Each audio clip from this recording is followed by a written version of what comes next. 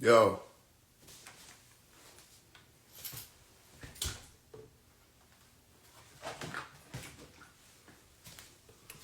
All right, what's happening?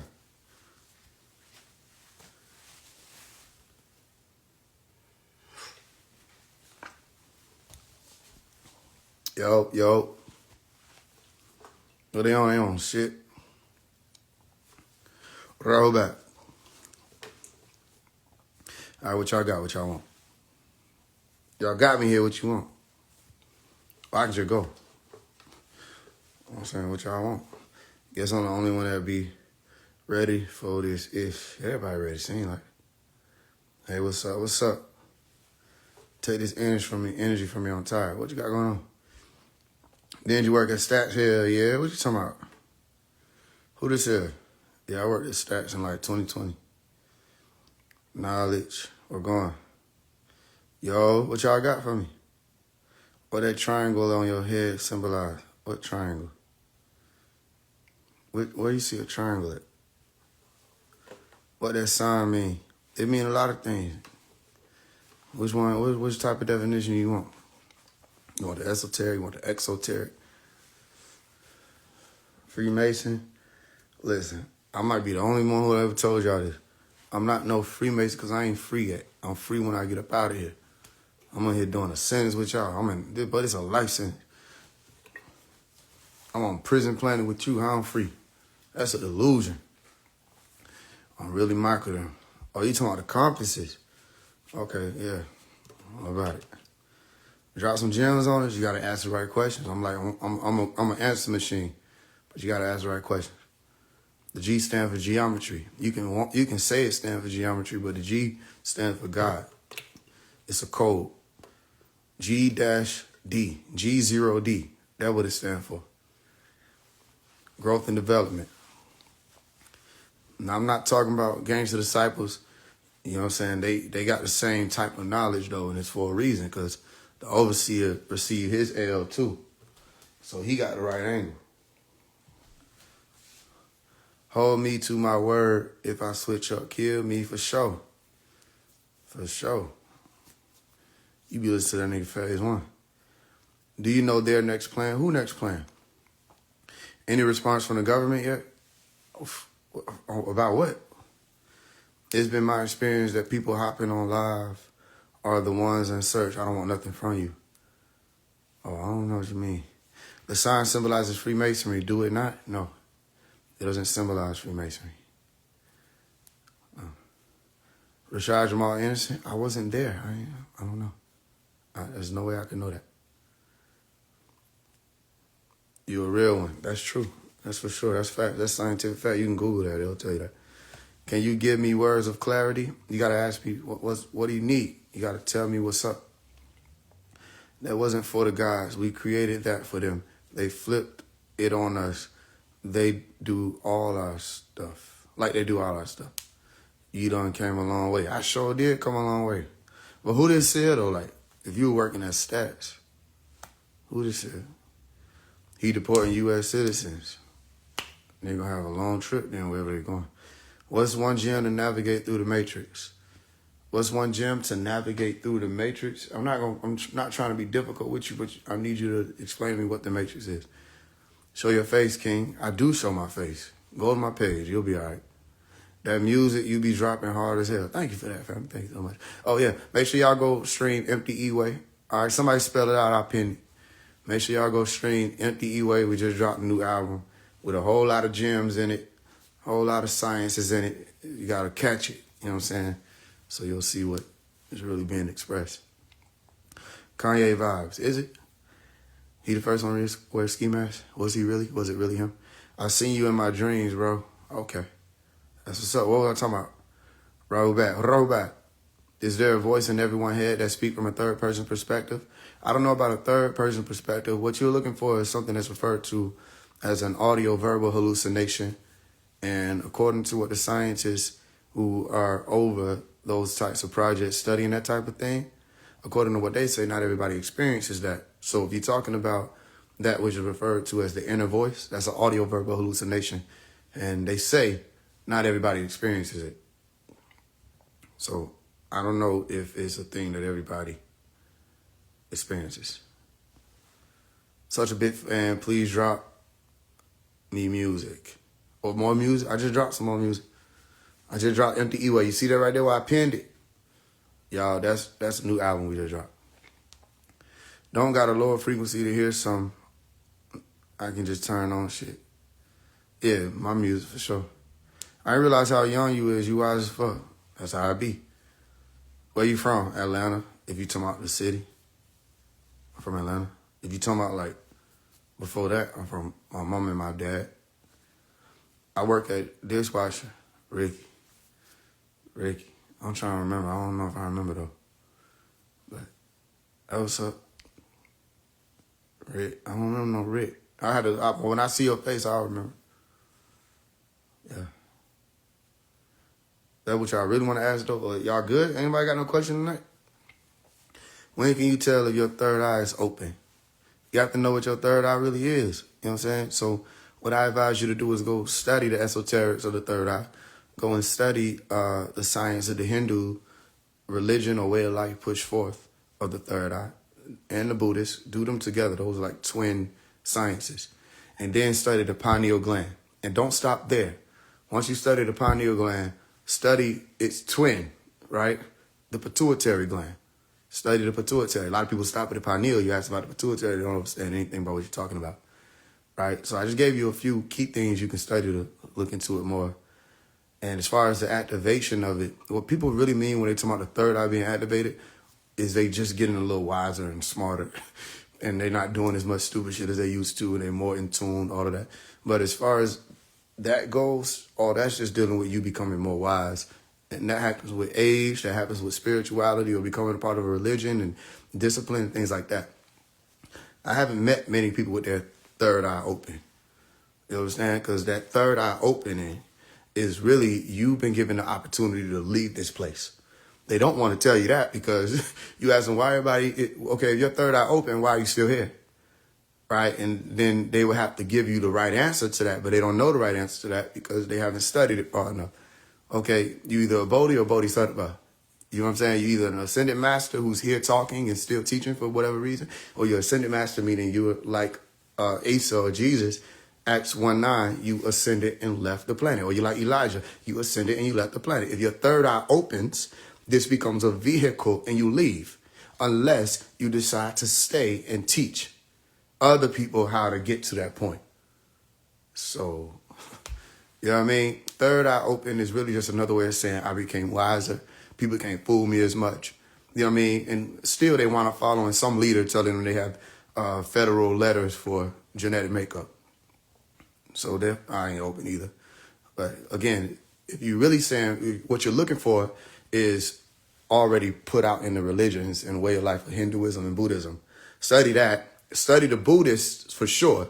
And notice I said Buddhists because people say Buddha and they're not understanding that's a word that means this man is awake. That wasn't even his name. You know what I'm saying? So study Buddhists or Buddha and the Siddhartha, the rest of these people. Study Krishna, study Vishnu, study these types of gods and what their stories were like and what they did. Study the original master who was called Adiyogi Shiva.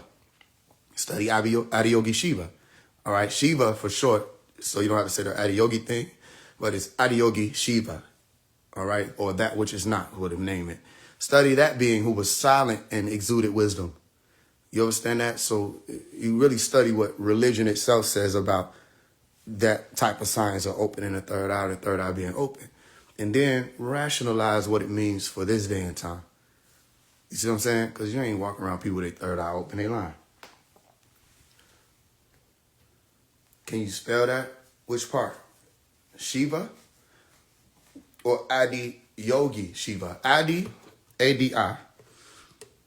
Yogi, Y-O-G-I. Shiva, S-H-I-V-A. Adi Yogi Shiva, the first master, that which is not. Adi Yogi, first master of their religions. That's some 15,000 years ago.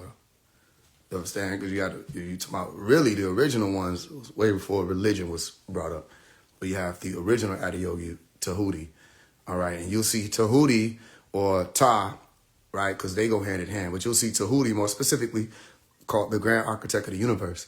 You'll see him mirrored in Sumeria as someone called Nabu. All right, Nabu, Nabu, Nabu. Adiyogi, okay? Yogi, G as in go. All right, so Nabu was another master scribe story of someone who had the ability to teach people wisdom and language and, you know what I'm saying, the calculation and drafting and all of that of cycles like lunations of the moon, all of that. That was Nabu. It's where you get the word Nebuchadnezzar. All right, that's why I'll tell you about the book I'm writing, which will come out tomorrow, Protect the Crown. You see what I'm saying? So Nabu or Nebi is a messenger who's able to portray any of the sciences that he received either before coming to your planet or while he was there and teach it as a god of whatever that would be. That's what gods are, teachers, not spirits floating around. They're teachers. So when you say, I am a god, the next question to that person would be, of what? I'm a god of myself. Oh, you are? Oh, I love this. Tell me how many cells are in your body right now. And they'll be dumbfounded. You know, some one of us come through, we ask questions that dumbfound wise. You understand? So, all right, tell me how many cells in your body. You know yourself, right? Explain to me about the circulatory system. Oh, you know yourself, right? Explain to me about the hypothalamus, right? You know, they say, what are you hypothalamus? No, tell me about it. Tell me about the endocrine. You don't know nothing about yourself. There are some people who know a lot about the self, but you talking about you know yourself to the point of you're a god of yourself. It start getting a little different when you start associating self to be you and you inhabiting a body, even if that's just what you want to call it consciously. Well, then you need to know about your body. And if you don't know about your body or about the brain, you see how people come on here, ask them questions about the brain, they don't know anything about the brain? And that's concerning, isn't it? If you're dealing with a community that says they're conscious, but they don't know about that machine or automaton that allows for consciousness to exist as we know it to be in human beings. And by automaton, I'm just saying a machine that does its own work. You don't tell your brain, think. You understand? You have a brain stem and it works. You have a parietal lobe and it works. You have a frontal lobe and it works. You don't wake up and say, all right, now work. So it's an automaton. It's a machine of its own, okay, with multiple billions of computers firing off at one time. A supercomputer or a quantum computer, that's what a brain is. It would really be, a brain would be billions of quantum computers at one time. You see what I'm explaining to you? So for the conscious community to not be able to tell me certain parts of the brain, it shows that they're following esoteric teachers. You understand that? As opposed to exoteric teachings with the esoteric understanding. And the esoteric's whole purpose was to be able to, for one, cloak sacreds and carry them through generations and people wouldn't know what you're talking about. Same thing with parables. Also to be able to express whatever it was you were saying in any different setting. So everybody, whoever you were talking to, will have a simple aspect of what the idea was that would be expressed. And from that simple aspect, they'll be able to draw what the deeper meaning is and come up with their own formulas and things from that parable or analogy. That's how all the masters teach. Some people try to do it, and it's cringy. They say, oh, that's what they do. And they just, everything they say is parables, and none of them connect. And you be confused. Like, I don't even fucking get it. You're just saying a bunch of shit. You know what I mean? Remember the tortoise in the hare? Okay. What about the tortoise in the hare? Well, the only thing about it, if you think about the tortoise in the hare, then you got Hansel and Gretel. We do got Hansel and Gretel. We don't know how we got it at this moment, though. We don't know. All we see is the bread. The bread, right? Yeah, the bread. Little red hen. You can't just keep throwing parables out there without being able to. It don't even make sense. I hate when people try to do that. I see a lot of teachers out here who are aiming to be that. They're trying to do what I do, even with the videos. And then they can't explain. Okay, okay, I just literally glanced at the women who went in space situation, and I knew all of what it was about. I just glanced at it. But I could tell you right now what you saw. I tell you what people have been talking about, because they always do that, right? And if I make a video tomorrow, which I could, right, it'll be different than what everybody's talking about.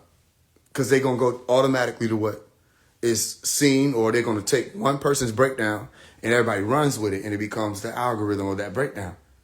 And it works like that in every situation, right? It worked like that with the planes, everything. 6 women.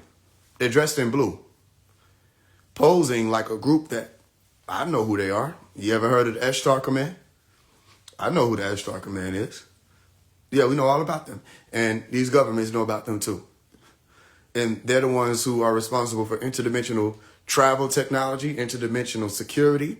You may encounter them in certain dream realms when you start trying to break past certain barriers, and you start trying to tell people certain things like, hey, right now I'm not actually asleep. Right? Right now, I'm not actually here. I'm dreaming. My body is at that was Sht Command right there in front of you. Some of y'all today old. I see you. Damn. Yeah, that tell me your whole age. Today old. You know what I mean? Yeah. Did you see that? That was Sht Command. You thought I was going to stop there?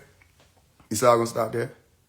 Right? Because it's all in, every symbol means something. If you go and look at the Sht Command now, look at a symbol. All of that, they were drawing out the Baphomet thing, right? Everybody's like, oh, it's the Baphomet. We figured it out. They turned it upside down. You didn't even have to turn it upside down to see what it was. It's the Sht Command symbol. You can't unsee it. Go look up the Sht Command symbol when you get out of here, and you'll see what I'm saying. That's their symbol. They dress the same way. Their hair look the same way, right? And they look like women. They're like an androgynous group of beings. They all look like women. So 6 of them go up there, and they make an arch in your sky. And they making a statement right there. I'll tell you what they didn't do. They didn't squint their eyes. Everybody looking at what's out there in the circle, they expect you to do that. Did you see the judgment symbol on there? Did you see the scales? Did you see Ma'at? Do you really? I can find you Malachi in this whole situation. Did you see the symbol of Ma'at in their symbol? Did you see the comet in their symbol? To the left, you saw the scales. To the right, you saw the comet. But if you were looking where they told you to look at, which was the image of the Baphomet, so this is Baphomet. You ain't see none of that, did you? Did you pay attention to the blue origins? They spoke about the blue origins, which are the primordial waters. Some people say primeval waters.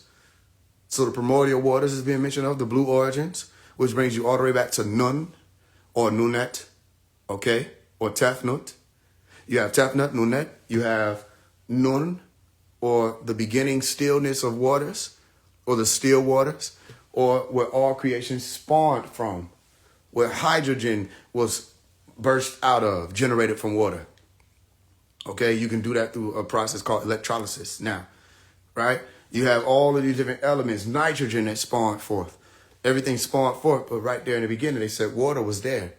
And you know water was there biblically because there was an implication. Never was there ever said water was created. So it took you all the way back to the blue origins, water, where all life comes from. To this day, they'll say all life forms spew from water in one way, shape, form, or fashion.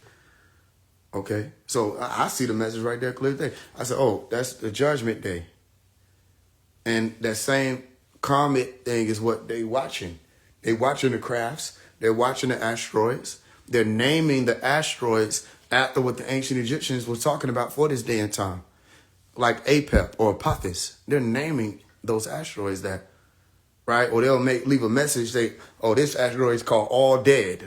But they'll spell it a different way. They'll put A11, and you think, oh, no, it just says A11. Okay, you don't see that it say A11, D3, AD, all dead. You see what I'm saying?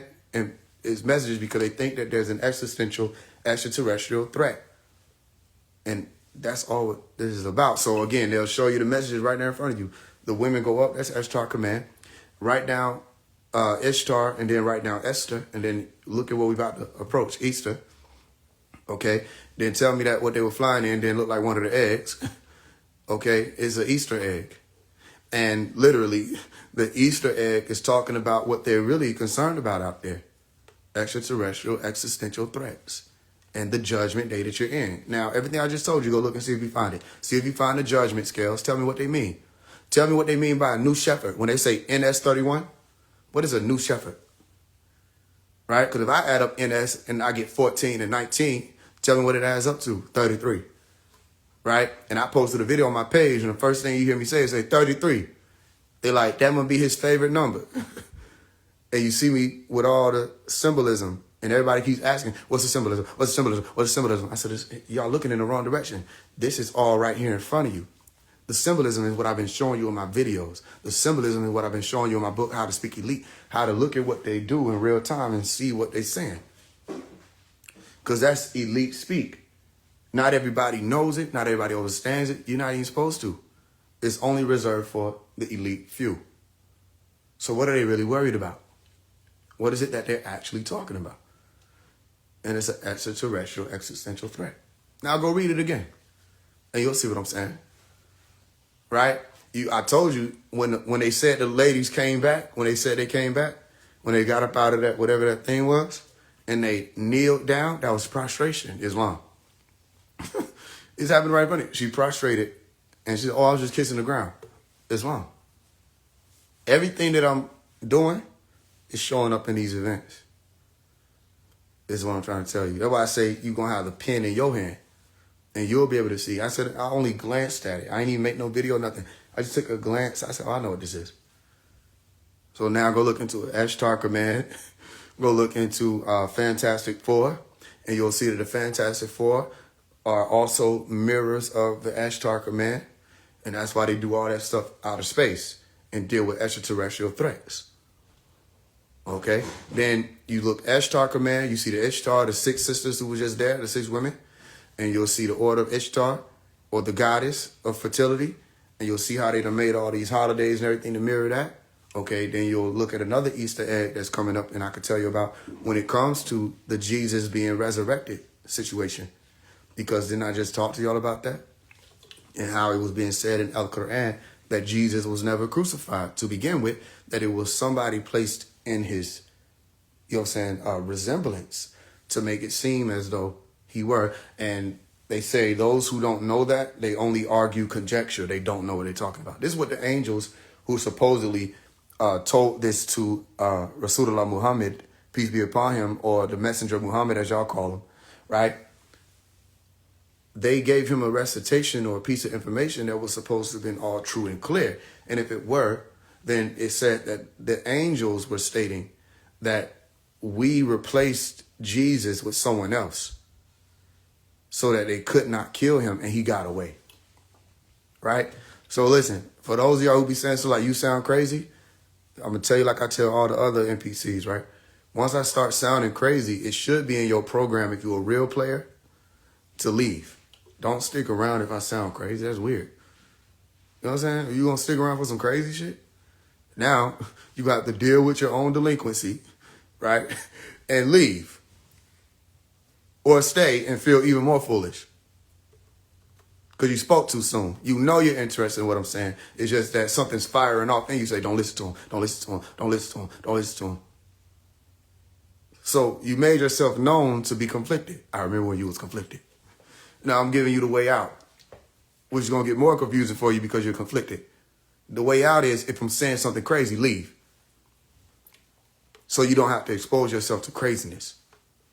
Now what are you going to do? You see how we do? Because you know you want to hear it. So why not just listen and learn? And instead of exposing yourself to be confused and conflicted, then watching you from prison, keep it going. Keep it going. I will. Water. What about water? Nah, Jesus died for our sins. Okay, well then go. Well, you don't need me. All right, go ahead. You have the right to believe that. Anything else? You have the right to believe that. You wasn't there. You just the fuck got here. You just got here. You weren't there. You don't know that, but you have the right to believe that. All right. So I respect your right to believe. Do you respect my right not to believe? Or does it get a little different when it comes to turning the tables? I respect your right to believe that. I'm not saying you sound crazy for saying that some shit happened and you wasn't even there. Think about yourself for a second. You calling me crazy for saying that this is what a book says. And I'm not calling you crazy for saying that what the book says is true and you weren't even there. Don't pray for me. Don't even pray for me, because you don't even know where you're sending it to. Just based off what you're saying right now, I could tell. You don't even know where you're sending it to. Don't even speak on me at all in the ethers. Don't bring me up to nobody, twin. You go deal with Jesus and your belief and all of that by yourself, right? And if Jesus died for your sin, let me tell you something. You should be done sinning. You should be done, ain't you? Because somebody came and sacrificed their whole life for you not to sin no more. But I bet you your silly goose ass still out here sinning like you got time to play when somebody done came and died for you. Y'all love bringing that up. You don't ever say he died, he resurrected and left the planet alive. Y'all always end with he died like that was the end of the story. Your story says that people was looking for him in the place of the dead, but he was alive. Your story say, hey, don't touch me. I ain't even ascended unto my Father yet, but go and tell all the rest of you motherfuckers that I did. Your story say he made it out. You ain't read it. Your story say he escaped. He escaped death. But y'all get stuck on, he died for us. That's not a good look. Because look at your world. And your world is Christian-based. The most destructive armies are Christian. The destructive rappers are Christian. Look at these people who are claiming to be believers in Christ. Mistaken belief for knowing. Look at how y'all living y'all life. Look at what y'all are doing. Like time allows for you to do it. Do you know the hour in which your Messiah is coming back? When will El Messiah return, or Jesus Messiah return? You don't know, do you? Because no man knows the hour. According to your book, you can't go outside your book. You don't know, because ain't nobody told you nothing. I don't know your life, right? And you don't know Jesus' life. You don't know that Jesus lived. You believe it. You know the difference, right? So you're right. See the difference between us? I don't know your life. Now, was you there in Jesus' time period, the alleged time period of Messiah? Were you there? Were you there? Have any of the angels come and spoken to you how they did with Moses or Elijah, the rest of the people, Enoch? Have any of the angels come to talk to you how they did with Mary, the rest of them? Or you just heard somebody in your church speaking on it when you was off? They did the same thing to us with Santa Claus. You know how long it took a lot of children who was in 5th grade where I was growing up, people in 5th grade still believed in Santa. In some places, parents make sure they hold on to their belief till they move out. They get a culture shock. They gave you Santa Claus December 25th. Jesus, December 25th. They gave you snow in the middle of the desert. They gave you freezing temperatures in the middle of the desert. You know what I'm explaining to you? And I'm not saying that the desert don't get cold. I'm just saying this is the story that's been pushed. And you just believed it. You say Jesus is king. God isn't king? Then watch what you're going to say. Jesus is God. Listen, all I can say to you right now is, if you respect me as a living being, please stop pushing your belief on me. Okay? I respect your belief. But at this point, it's becoming oppressive. You know what I'm saying? I respect your belief, right? I don't want to hear no more about it. I respect it. I don't believe. You know what I'm saying? I don't have your belief. So can you see me as a brother without me having your belief, or is the belief the determining factor of whether or not you're going to respect me? Can you stop pushing your belief on myself? Okay, if Jesus is king, okay, Jesus is king. Okay, I don't know that. And I'm not a believer. I can say that that statement exists. I've been taught what it means, right? But I can only know what I know. I can't know it for you. So is it really that you believe in Jesus and it's good news and you want me to know? Or are you trying to oppress me into believing what you believe? You know what I'm saying? You see, that's what people did to people. They did it to our ancestors. A lot of our ancestors dealt with the same thing.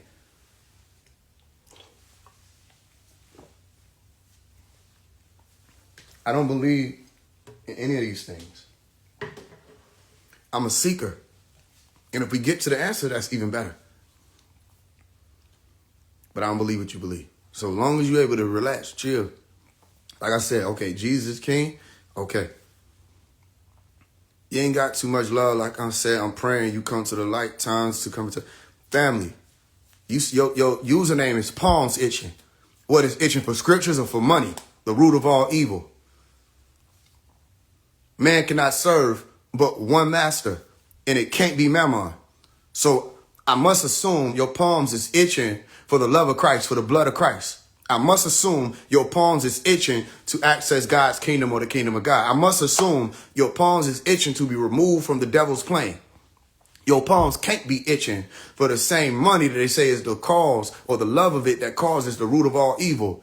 It can't be itching for the same mammon that they say you can't serve that one. You got to serve the Most High alone. Look at the statements y'all make before you open your mouth. Your username goes against your religion. And you're telling me saying I'm seeking the truth about your religion is going against it? If I was someone who thought that someone came and died for me so that I could escape hell, I would do everything in my power every day, all day, to make sure that the end goal was accomplished. I ain't got time to be sitting on somebody's live trying to convince them. You believe your faith and I'll believe mine. You take what you want, or you want to go to hell, you go to hell. I'm going home. That's what I'll be on. Y'all get it twisted. It's not for you to try to convince people. If they don't accept it, let them go. You don't understand, you're projecting. You understand that? It's a lot of that going on in these days. I'm telling people, I've been talking to people recently, let go of this scapegoat culture mentality. I am not you. You cannot put your projections on me. If I were to split your screen in half and pull you forward, I could blow your mind right now. You're not living in the image of Christ. I don't need to know your life. I smell your tone. Yes, tone has a scent. This is quantum mechanics. I smell your tone. See, you got it confused. You think you're here to tell me about Jesus. Every comment you're making is your inner self trying to remind you about the fallibility of belief. You're trying to remind yourself. I'm telling you what you're trying to do. You're not talking to me.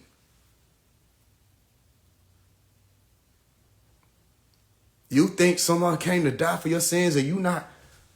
If you go to church, you should never leave a church.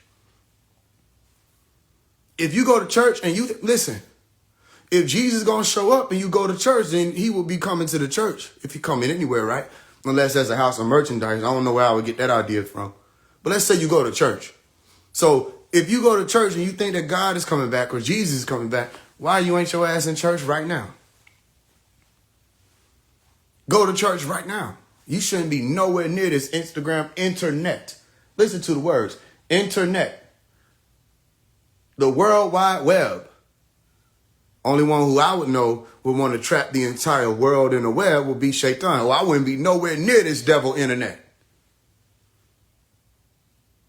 I wouldn't be nowhere near Shaitan's web. If I believed that Jesus was coming to get me up out of here, why would I sign up to be profiled in the devil's system?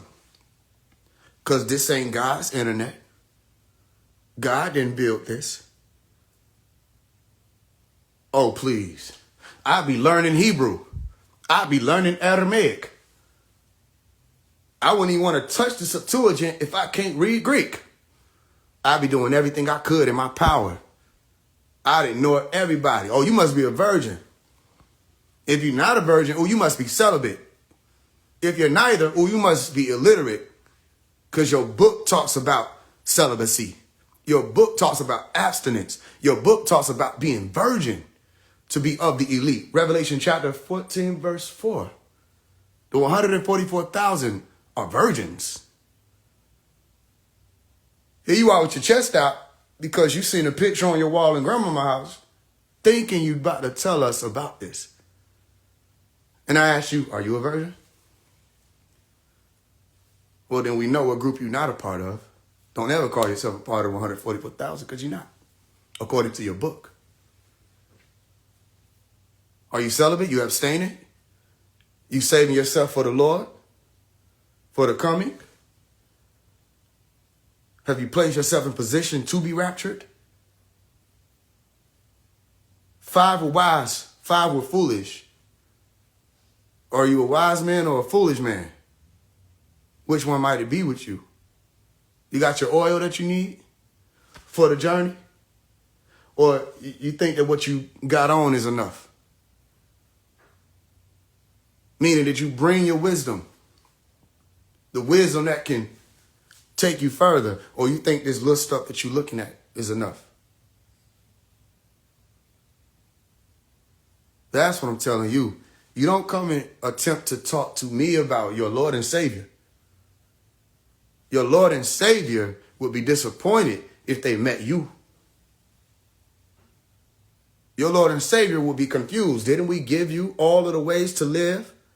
Didn't I tell you what this was going to be like? Didn't I show you and say, take heed that no man deceive you? Didn't I give you every in and every out of how to access the kingdom of God? Didn't I show you how to go within? Didn't I give you the tablets? Didn't Moses give you the tablets? We gave you and then you think that's not enough because of how you living. If I go to your Instagram page, you're not dressing like Jesus. If I go to your Instagram page, you're not living like Jesus. You're not speaking Jesus' language. Or I'll be the most Aramaic speaking nigga you ever met. I don't give a damn if nobody else speak it. I know who do speak it. So I want to be in alignment with him and him only. You ain't serious about your own soul. And you want to come and talk to me about your Lord and Savior? You're not prepared to be harvested. You ain't ripe. And you better be careful. Because they make movies like Independence Day for a reason. Where motherfuckers run it up and say, welcome home. Come and get us. And they get blasted, the kingdom come. You might want to be careful because when you harvest something, it's for feeding. You might want to be careful because if it's some extraterrestrials coming to the earth plane looking for the cream of the crop, you might want to be careful of which crowds you run into. When they had beings like Baal in them in your scripture that ate humans. Oh, it ain't all pretty now, is it? Your book talks about beings who consume human flesh and they like the smell of it. And they mutilate animals for no reason. Just for sacrificial purposes. Unnecessary sacrifices.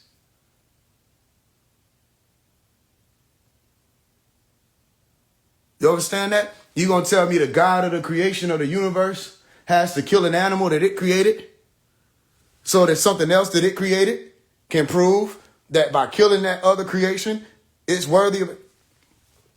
Go read the book of Revelation and see if you don't find where it says all things were created for the pleasure of God.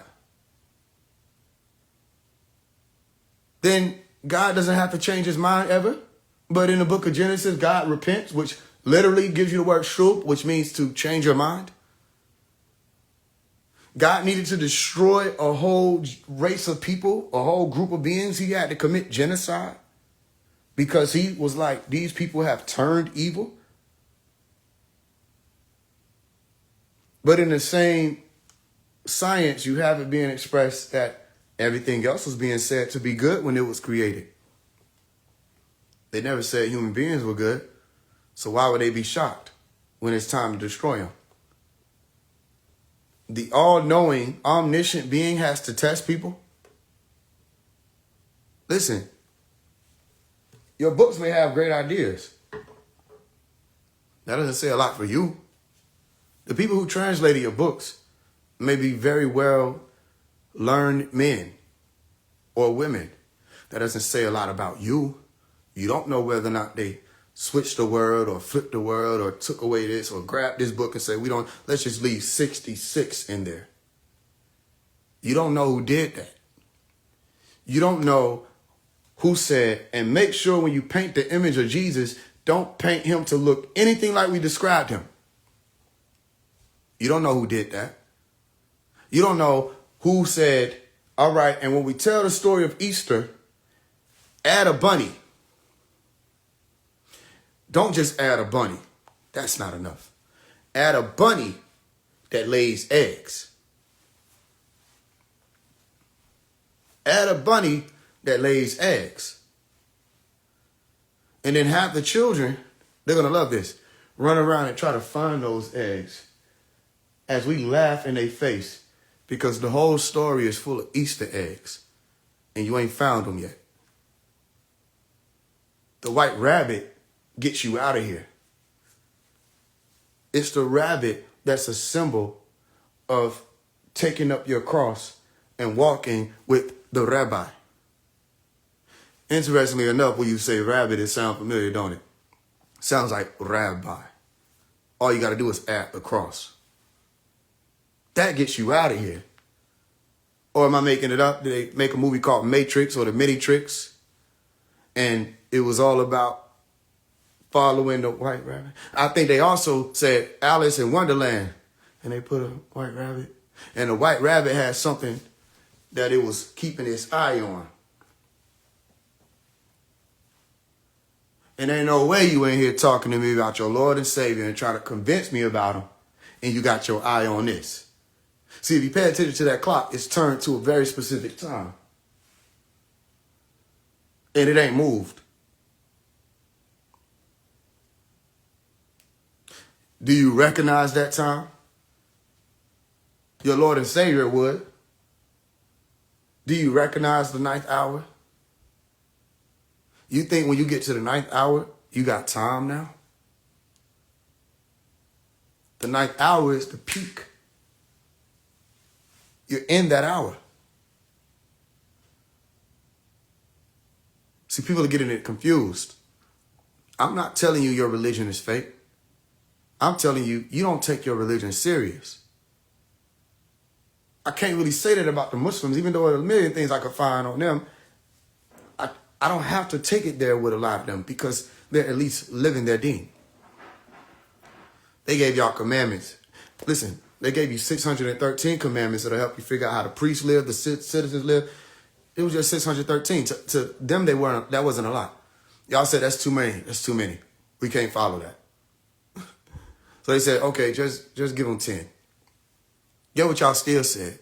That's too many. 10 is a lot. Y'all asked for a lot. For your soul's salvation, they're asking for a lot for 10. Just give them the 2 commandments. Give them the greatest commandment. And they still ain't been able to keep those. You see what I'm saying? Am I a believer of the book of Enoch? No. I read the books of Enoch. You got to put an S on that, by the way. I read the books of Enoch. I'm not a believer in it. I'm familiar with the story. But I'm not a believer. I keep explaining that, though. You're not dealing with a believer. I think the only thing that kind of confuses people is that I'm not a believer in what they believe in. I choose not to believe. I choose to seek. And I know more about what they believe in than they do. Which means I'm taking your religion more serious than you. And I'm not even a part of the religion. This is called true light. And when you meet us, it's just a moment of truth. That's it. Don't try to figure me out. Figure you out. That's all. That's all you're really trying to do. Figure you out. Ask yourself, why am I playing with my soul? Ask yourself that. Let me tell you what to do. Next time you go to church, look around. Next time you go to church, have a look around. You're going to see grandmama there. Don't you know they've been told Jesus was coming back since they were taught that Santa Claus shared his birthday?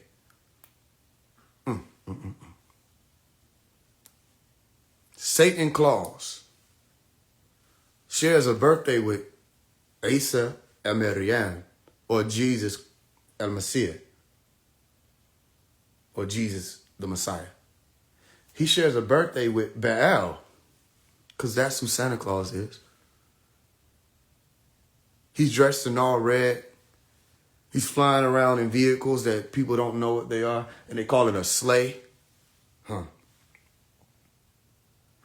Santa slay. Yeah, Santa does slay. You are of your father, the devil. He's a murderer, been a murderer from the beginning. To slay is to murder. Did you miss that one too? He travels with like 12 demons. You call them reindeer so that you would miss that there were horns.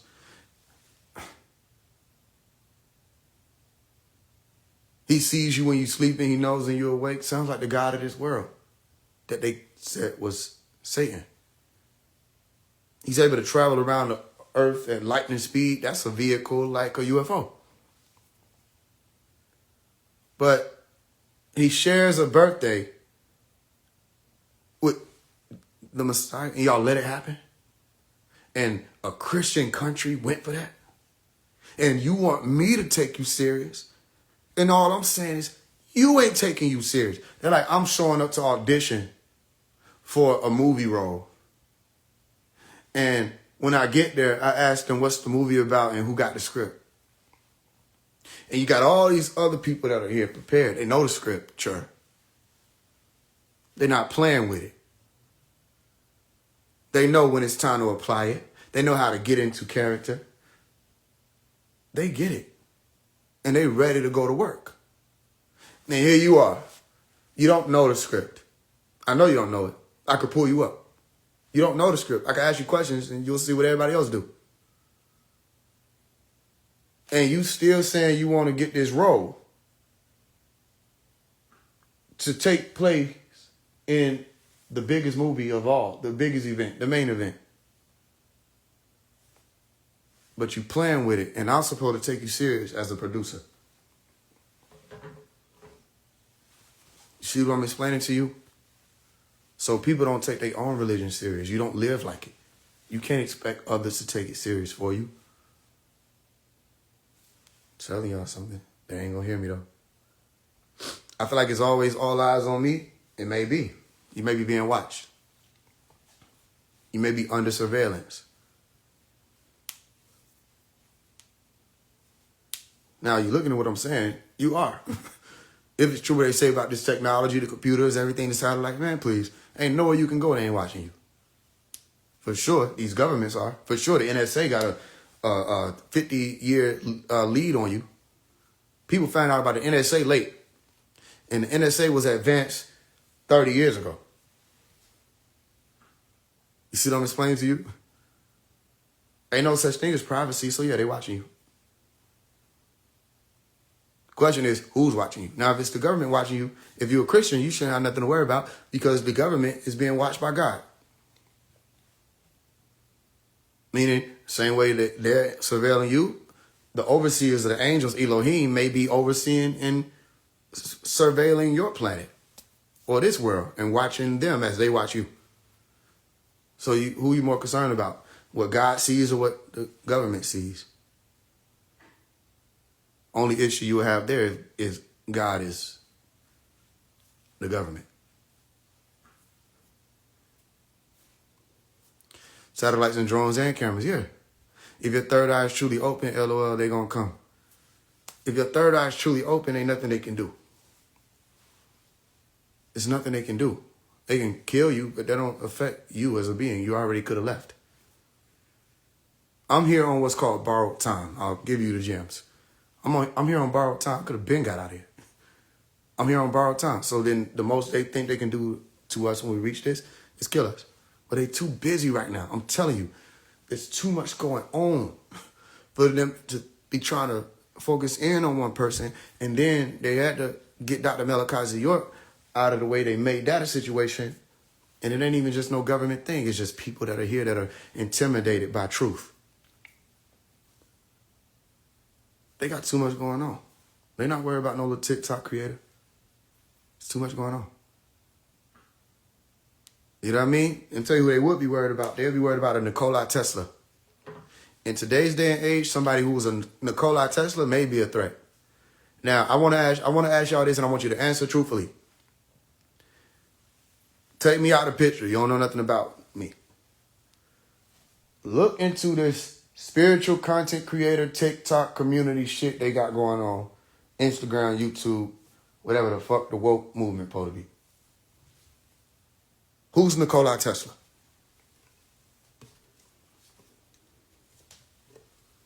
Who? Who has produced, in this day, an anti-war machine? Does anybody know what the anti-war machine is?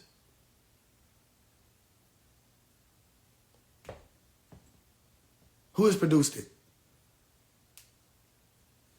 Who can they look and say, this motherfucker can snap his fingers and cause for the transcendence of all the trees in the forest into another dimension?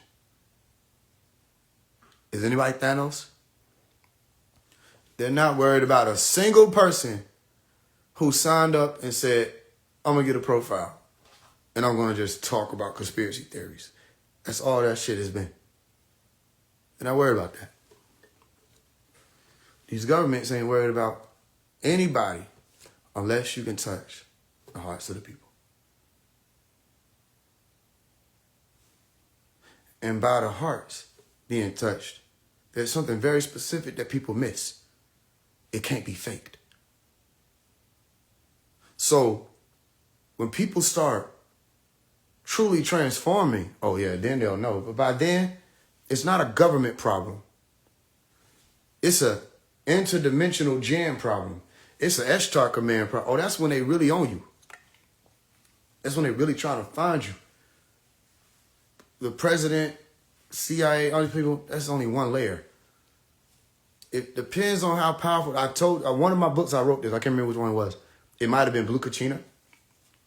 I said, you'll never know how powerful these beings are, the type of technology they have. You will never know that unless you're the person they got to use it against. Because is locking somebody up powerful? No. Is shooting somebody and killing them powerful? No. They ain't even showed you anything. You will never know how powerful these people are. Who could be standing right here. I could say meet Bill, because Bill could be standing right here and I don't see him. And I'm not even talking about just remote viewing. That's only 1 degree of they don't have to be physically there to enter into your home. But why the fuck would I call on a remote viewer to go into somebody's home who talking about reptilians online? Or neuromelanin? Or the sun fueling melanin, shit you learned in 6th grade. Why the fuck would I waste my remote viewer on him? But when somebody on the phone and they say, yeah, man, these extraterrestrials just came through. I saw them. They came through in a green flash and this happened and this, blah, blah, blah. They say, go watch him. Or go watch her. Because a lot of what's being spied on ain't happening on the internet. A lot of that shit happening in real time. And the technology that allows for them to do that, or the biology that allows for them to do that, you don't know nothing about it. You're not exposed to it yet. They're going to roll it out later. Quantum tech is something that's so beyond what people know about right now. The closest you'll get is sci-fi movies, because they're like, we told them. You see what I'm saying? So Bill could be standing right here, or right here, or right here, if he's a remote viewing and looking into my home. Or something might happen, so shit fall over in my house, or they might have been in my house. Or somebody come and knock on my door, do. And I open the door because I don't know no better. I step outside and say, damn, I don't see nobody. They walk right in like Hollow Man. If you become the issue for any of these governments, you'll know how powerful they are. But right now, you don't know. So all that paranoia that they, you know what I'm saying, trying to make seem relevant, like they got to close their blinds because they're going to say something so important on a government device. How many people remember me talking about that? They're on a government watch device. They're watching everything. Literally. And by they're watching everything, you need to know what that means. Algorithm is keyed to recognize certain trigger words. Let me tell you right now, the spiritual community does not have those words. They don't have trigger words. They're not going to waste their time investigating because somebody said third eye. Say the word Riskiana and watch what happens. It's a different thing. You see how they really move when you watch the movie Man Who Fell to Earth. Because those are the ones who they saw as the Riskian. okay, who came and they're melanin dominant people and they moving across and they make TV shows about it. So they got an algorithm that spikes when you say certain things or type certain things or research certain things. They say, look into him. Then it becomes relevant. They don't have time to be watching 8 billion people and what they're searching. Most people ain't searching shit but entertainment. Even what you think is infomercials and all that, just entertainment. Alex Jones, entertainment. These people are entertainment. Billy Carson, entertainment. You know what I'm saying? I can name a million of them. They're entertainment. They know they're entertainment because those people teach things that only lead you to just them and their success. It's entertainment.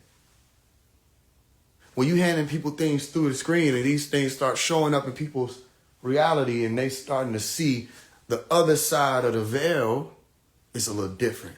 Even still, the key is if people ain't listening, then it don't matter anyway.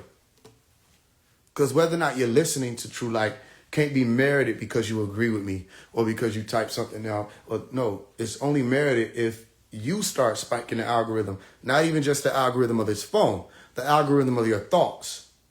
How many people know such thing exists?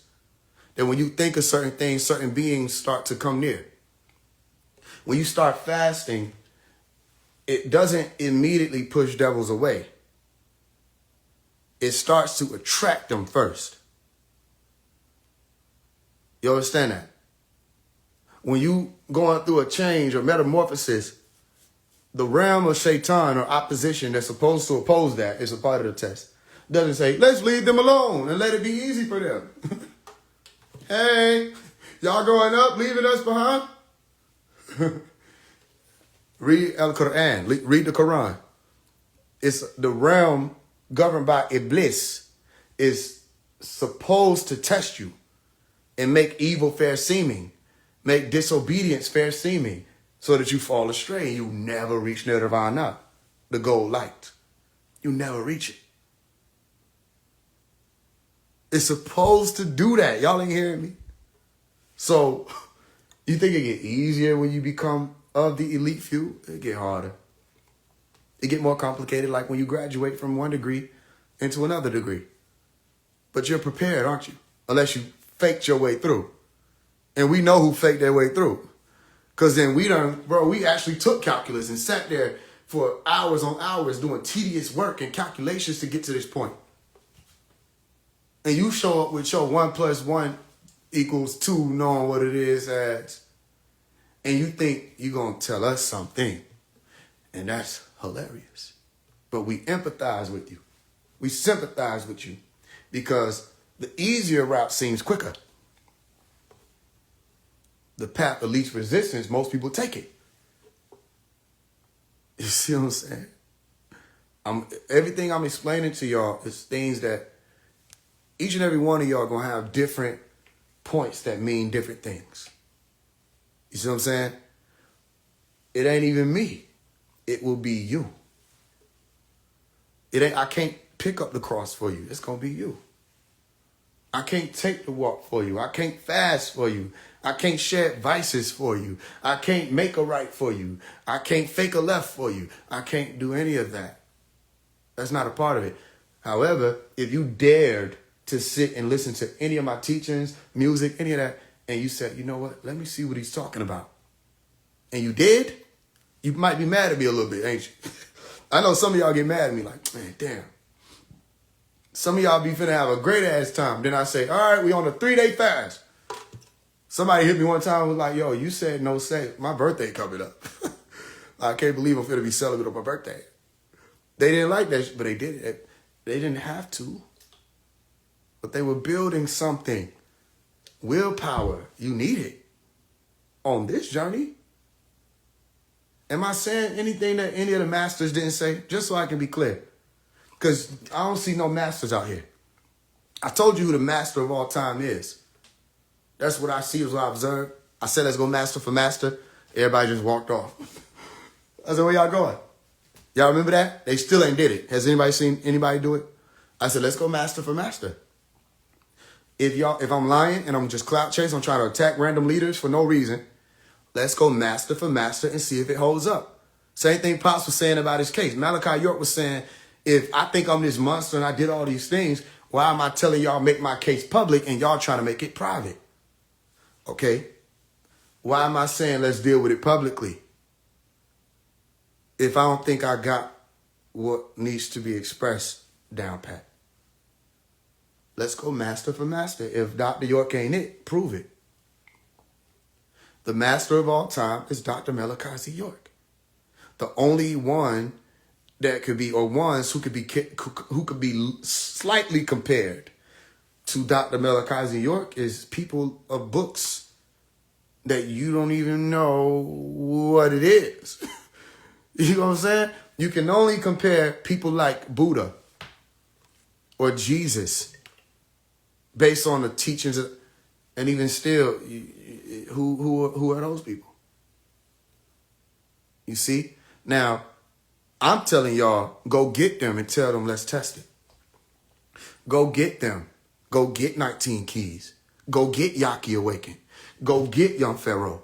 Go get Rashad Jamal. Go get Nature Boy. Go get any da-da-da. Go get Umar Johnson. Go get any of these. Get the Inky nigga. Go get his ass. Get King Yahweh. Get anybody. Tell them come here. Tell them come here. Tell them I want to talk to them. Tell them I want to speak to them real quick. And see if they don't sit and have a talk. They'll say, look, Jesus escaped from the cell. York is still locked up. Spoken like a true believer. You weren't even there. If that's the case, there's a story where a turtle outran a rabbit. But did he actually? Or was the rabbit too busy his ass sleeping somewhere? Think about it before you respond. Did the rabbit actually lose the race, or did the rabbit go the fuck to sleep? Because if the rabbit wouldn't have been his ass sleeping, like he knew some shit about the race, and he would have did what a scientist would have did was to profirm for himself that it was true he was going to win, turtle wouldn't have won. So do slow and steady win the race, or do you win the race when other motherfuckers don't know what they're doing? That's where gatekeeping comes from, by the way. So you fail to realize that in your attempt to downplay Dr. Malachi York's situation, you still compared him to Jesus. You still made a comparison or a contrast to a character of a book written thousands of years ago. Compare him to someone in today's day and age. I'll wait. You made the point. So again, without bringing up biblical characters or people who come from the Hindu doctrine, the Buddhist doctrine, people in the Vedas, without bringing up ancient texts, find me one master teacher on your planet right now who speaks 19 languages, who translated all of the books, the Torah, Quran, the Bible, all of that, who was able to be the embodiment of the Lord or Savior that's spoken of in Isaiah, the book of Isaiah, chapter 19, where they talk about the Egyptians, the Assyrians, and the Israelites. Okay? Meaning Egyptians were his people. The Egyptians were God's people. That's what it said in Isaiah. The Israelites were the ones who inherited God's inheritance, according to Isaiah, right? The book of Isaiah, chapter 19. Verse 19 through 25, we want to be specific. Okay? And the Assyrians or the Muslims were the ones who were the works of the hands. Okay, Dr. Malachi York went through as Imam Isa, okay, in Islam or Assyria. Okay? He also went through Rabboni Yeshua. Okay? He was Hebrew, Nubian Islamic Hebrews. Went through the Hebrew school successfully, highest rank. Christianity, Reverend Dr. Malachi York. Taught Christianity. He went through all of these different schools, and including what you call in Egyptology, which aligns with Isaiah. Hebrew, Egyptology, Islam. mastered all of them, wrote books questioning all of the imams and rabbi, rest of people in all these other religions about the very religion he graduated from. He graduated from religions. Just name somebody. Should I stop here? You could have stopped at who speaks 19 languages. But you didn't want to stop there. Because, like I said, that's so many languages, it don't even sound like a lot.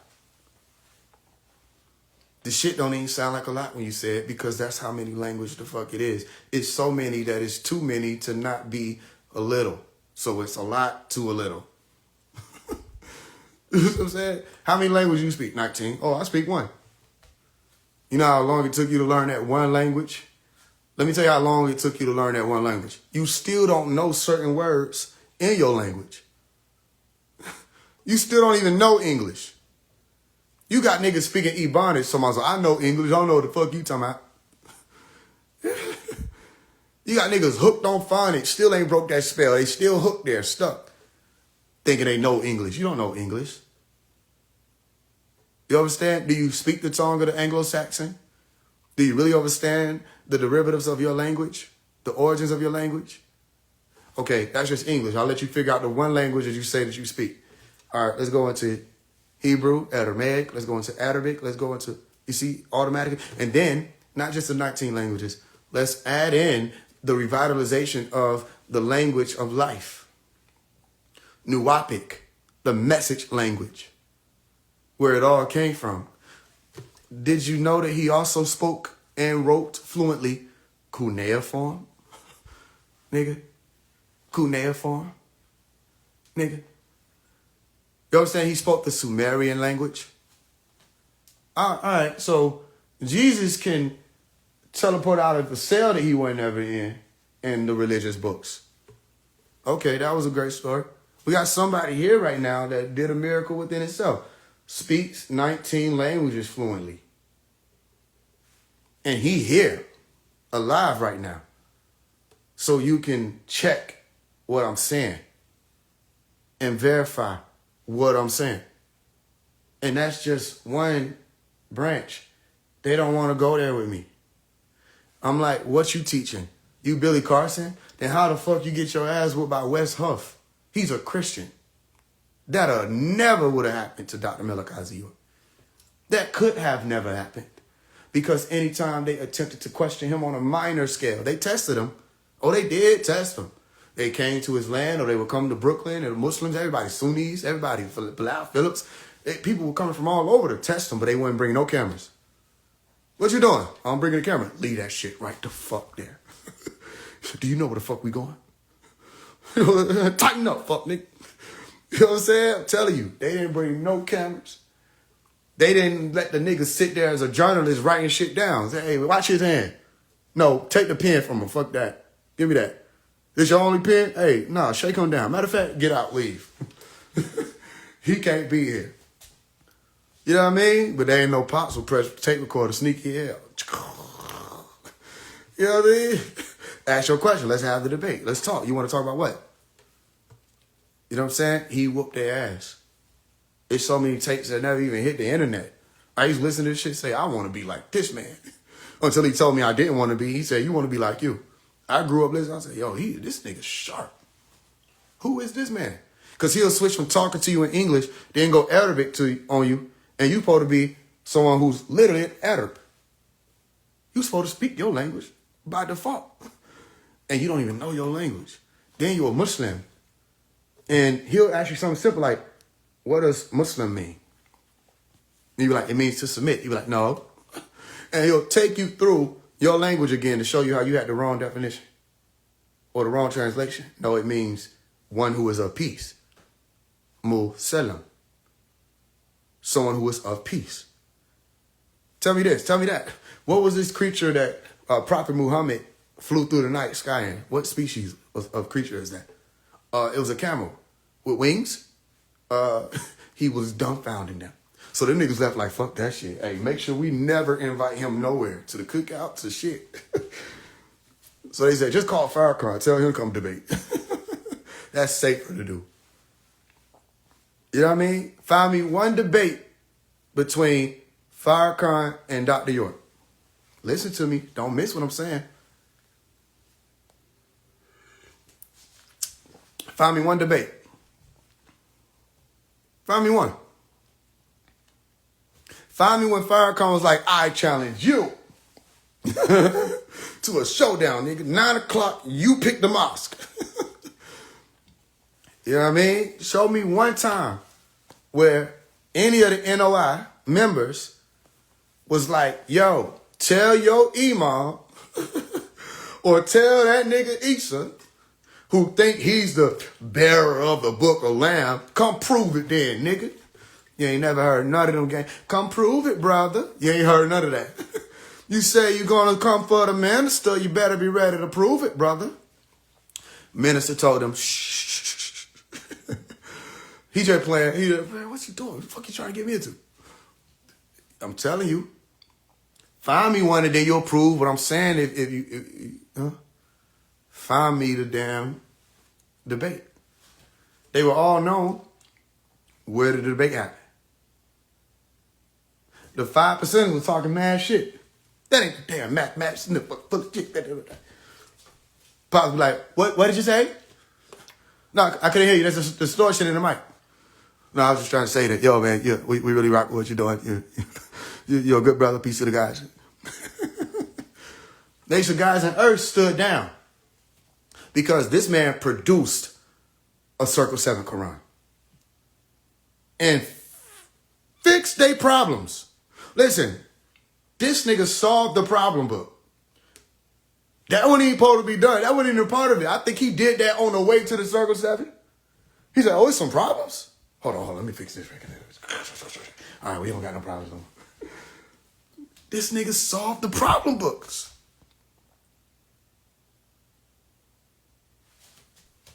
You understand? They looked at this shit, they looked at him, they looked at this shit, they looked at him. Damn.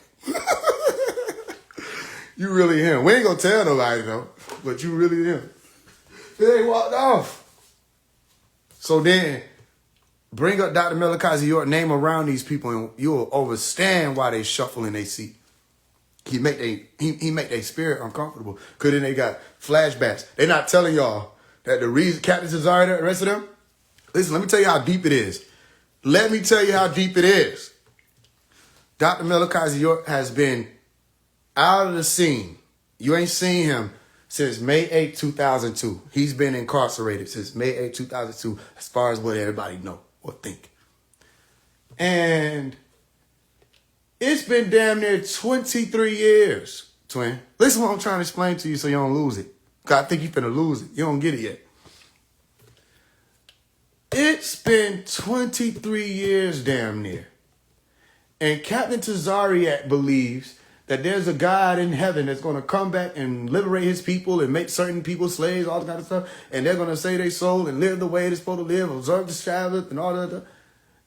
And he went on to the 85 South show with the opportunity to bring all of the people he could to the doctrine of the Hebrew Israelite, or to what they think is the right way of life.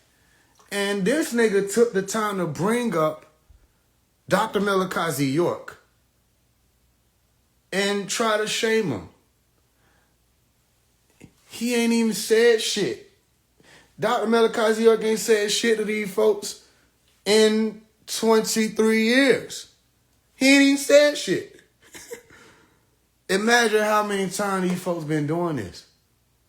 How many times they get on the internet and say, let me see something. And then when I made listen, on Clubhouse, when that name started buzzing, when I brought that name to Club, everybody had some shit to say. You couldn't turn around. Bro, everybody was making rooms on him. I'm like, so y'all using his name for clickbait. Because you see the name blowing up. Nobody knew the story. Nobody knew what was going on. But everybody had something to say. Did y'all peep what I said? It's been 23 years. Them niggas still talking about it. That's how deep it is. I can't remember the last nigga I was beefing with. Cause like, what? I don't have time to be. That's why when y'all be thinking I'm beefing with niggas, that ain't beef. Oh, you talking about, oh, when I asked these people a question, they couldn't answer, they got mad at me? That's beef to you? Boy, these folks holding on to shit that made them mad because he asked them questions in 1993 or in the 1980s or the 1970s. They dad lost a debate to Dr. Malachi York, so he's the Antichrist. Do y'all hear what I'm saying to y'all?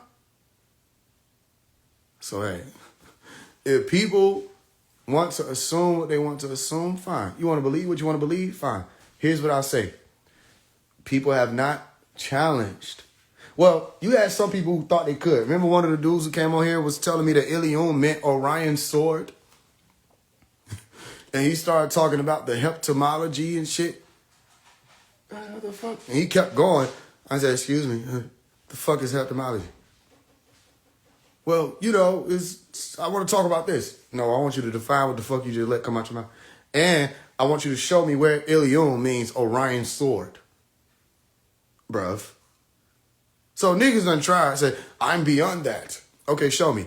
Well, in Genesis, no, you just doing what Dr. York did. You can't do nothing he did to tell me you beyond him. Like, you just doing what he did. I'm listening to somebody. I'm listening to somebody. You speak Hebrew? No? Arabic? No. I'm not listening to you if you saying you above him. You beyond him and you don't even speak the languages that could help you better understand what you're reading right now. So leave that alone. They try to leave it alone. Then you say, well, because you know you got this and such and such and such. I'm listening for the words. Such and such, since ether. Oh, let me stop you there. That's his. Next. Riskian. Oh, stop right there. Next. You can't use none of his shit talking about you above him. Then you got to be able to show that. And then it ain't just teaching. He actually built shit. Bro, we'll be here all year. We'll be here all year. So I'm telling you, there is nobody that has done what he has done. It doesn't exist. Now, everybody did what they did, but there's nobody who has reached that caliber. He beat the game. The whole game. He beat the game. Nigga beat the game so bad, they said, bro, we'll offer you time served. That nigga said, fuck that. He said, bro, that don't, time served ain't proving my innocence.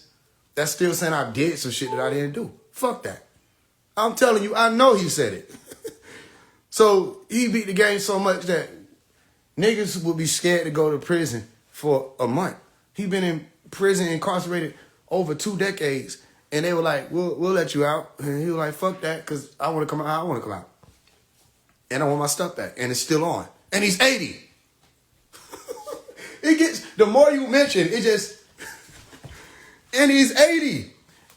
Niggas get locked up, they go join a religion. Right? They become Muslim.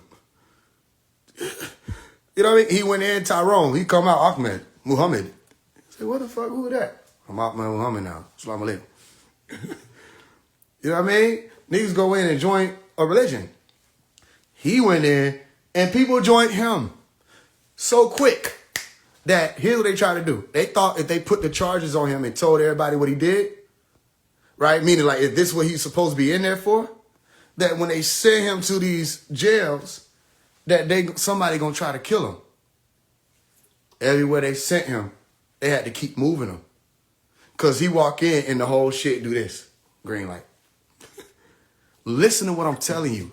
When you put them certain type of charges on a nigga and you put them in the population with people and you got them in them cells and they do that and they pop themselves, they know they trying to get you killed. Nobody touched them. Nobody touched them. Only time you heard about somebody doing some shit is when he first went in and they got mad at him because of how he was walking and how bro, you seen Dr. Malachi York coming out that courthouse, he was smiling. Somebody said, you got 135 years. Niggas have been in, bro, you seen a nigga get 43 years. And you go, this is bullshit. And I'm not saying that's funny. I'm just saying, you see how niggas take time. They gave this man 135 years, looked him in his eyes, and he smiled. You think I'm lying? Go look up Dr. York, 135-year sentence. You're going to see the man sitting there smiling. You know what I'm saying? Cheesing. And they just gave him a 135-year sentence. So he walking with a different type of aura. They don't understand it. So they said, oh, we heard one of the officers, we heard you believe in spaceships. We heard y'all believe in spaceships. He said, well, that's the case, so does NASA. And they stomped on his foot. No inmates or residents of the prison touched him. They had to keep moving him. If it's all a facade, if it's all fake, and the cameras go off and he not him, then why the fuck them niggas in the prison didn't smell that on him when he walked in? They all was turning into new out. I done met niggas say, yo, I met Dr. York. That nigga's powerful. I became a new Nuwapian. Some niggas said Sabian. They met him personally. You see what I'm explaining to you? They say, yo, man, he be looking out for people and all kind of stuff. Inside. That's why they kept moving him. So look at what I'm saying. Y'all know what they do to folks who charged with that. Before they even know whether or not you're innocent, they'll gut you. But as soon as you get there, niggas go in there and die the first night because of their charges. Y'all not hearing me.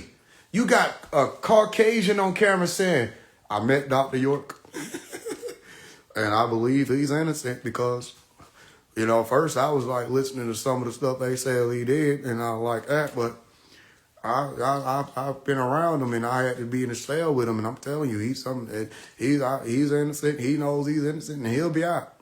That nigga was whiter than all white out.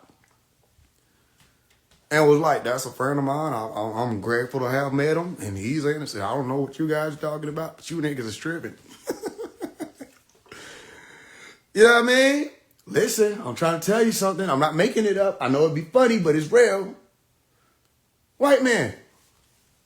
In 4K. It wasn't 4K. It was like 1K. That was back when they had like this. But it was still one of the Ks. He could have been KKK, but he bore witness. You're not listening. You have to listen to the real shit I'm saying. Could have been the Grand Dragon. He said it. He said he's innocent. I met him. I was there with him. I believe some of the stuff they were saying at first, but then I was like, you know, let me see what he got going on and stuff like that. And I was talking to him, and I was like, he can't be. None of that stuff, man. I don't know why they would say those types of things about him. You know, I think it's an unfortunate thing, and he wants to help people that was going through the things they going through inside of the system, and I think that a lot of people are suffering to the justice system. But he's innocent. That man is innocent. This is a white man. Oh, but he's a racist, though, right? You see what I'm saying? They don't know what they're talking about. White folks fucking with him. Say, yo, man. And they in prison with him saying, bro, we know this man innocent. Another man came out and was like, yo, that dude innocent. He was a nigga. He was like, he innocent and he ain't normal. He said normal shit don't even make sense to him. He said he's so advanced that you try to explain the normal stuff to him, it don't even. That's what they saying. They say, yo, he too powerful. He said they kept moving him. He said because he too influential. He too powerful. The COs had to shift more frequently because he too fucking. Who is this then? You want to know what he say? According to what I heard. Now, I don't know this for sure, but I did hear this. He say, and this Pops or Malachi that was said to have said this, that when they look into his eyes, they see the fire from the Nibiru. So nobody touches him. And he was in Clayco at one point. And Clayco, one of the most dangerous jails. And he said it. Nigga was committing suicide, getting stabbed up and killed all around him. Niggas was reaching over him, but then nobody touched him. They said, excuse me, okay, I got it. I'll be back. I'll be done in a second. You know what I'm saying? All right, cool. You good? You straight? You need anything? Cause we finna. Yeah, didn't nobody fuck with him. He ain't no gang leader. Wasn't no bunch of Nuwapians jumping in front of him. It was him. And nobody fucked with him. They had to keep moving him. Because the cells will be, niggas is meditating and shit. The rowdy nigga is meditating. It was like K-Pax in the medical facility. If you don't know the reference, you got to watch the K-Pax movie. He was changing all. So it's so simple. It's so simple. It's so simple, but it's just like it take time to explain to people who they caught up in the complexities. It's simple, y'all. I'm showing you in real time why they running from me, because it ain't even me. It ain't even me. I'm just the nigga trying to hand them the flyer so they can show up to the boxing match. They got to box Pops. But here they go. And they know that. They know here they go. I can box that nigga anytime I want to. You think I can't box that nigga? I'm ready for this ass. Tell him come here. He ain't nothing. He just a hater. Let me block him. You're blocked. Your arm's too short. They not short. I just ain't reach. They know it. They know it. They know it. They ain't even mad at me. They mad at him. I'm telling you. Trying to tell you something. They say, what about you, Faise? I got the best seat in the damn theater. Because I'm not trying to be him.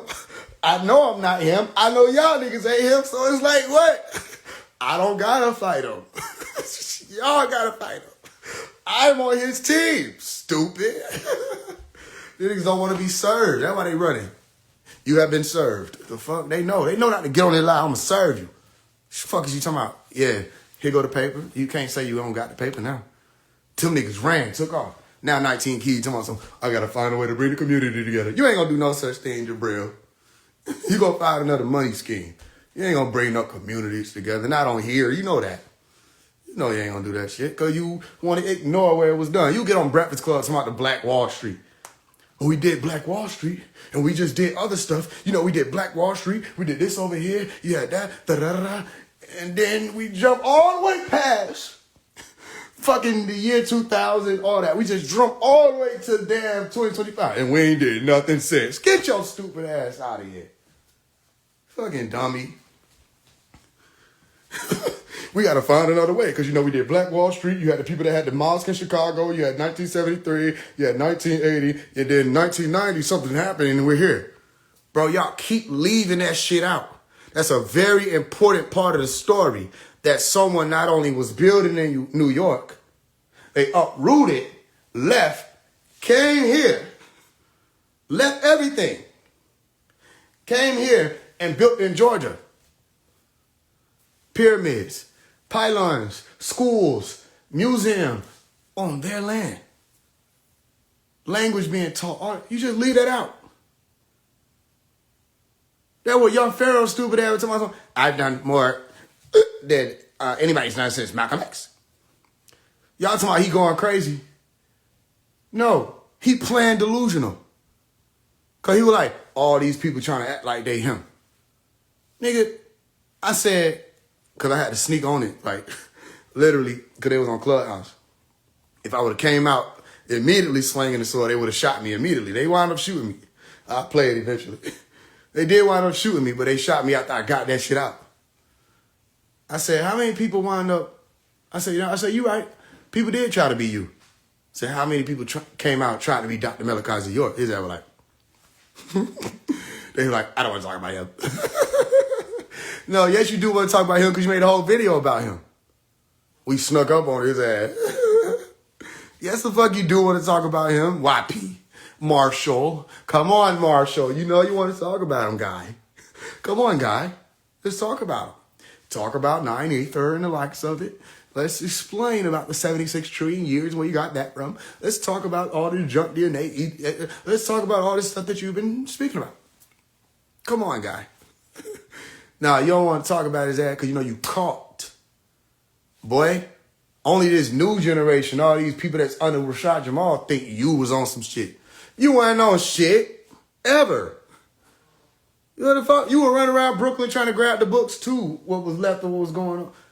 Nigga, all y'all did was read some of his books and come out here and start talking and say, I know what I'm talking about. I know how to regurgitate, so that means I know. But then, only people who are able to question y'all niggas is like Tasha K. Come talk to me. Come talk to me. They running, ain't it? But you see them debating each other. So don't tell me they don't debate.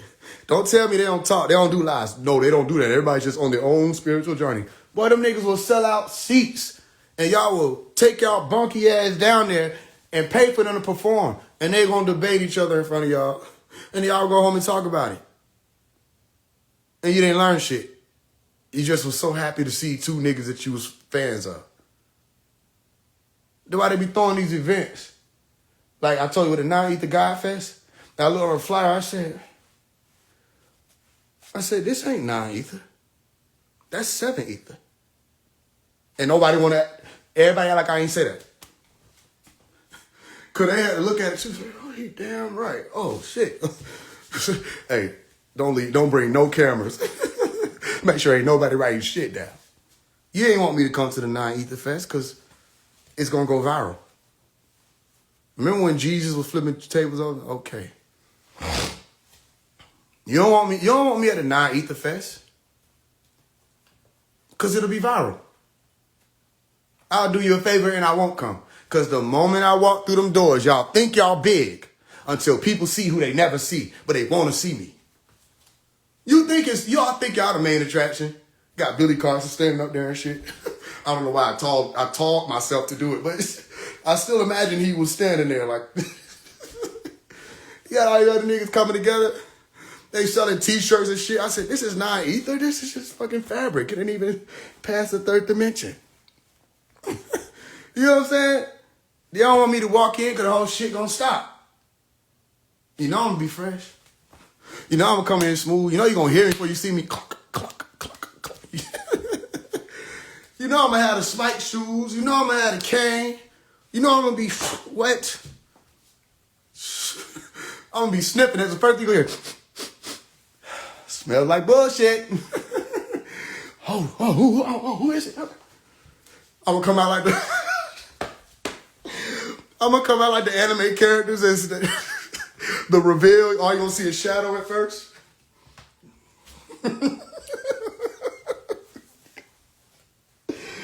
I'm trying to tell you something that you don't know, but you gotta listen to catch it. Okay. They gonna have the camera on my shoes first. I'm telling you. I'm telling you. I'm walking straight to the mic. I ain't even scheduled. Say something to me. Y'all wasting y'all time. You niggas don't know what the fuck they talking about. Somebody challenge me. Drop the mic. They just stand there. And don't touch me because what you think these niggas is for.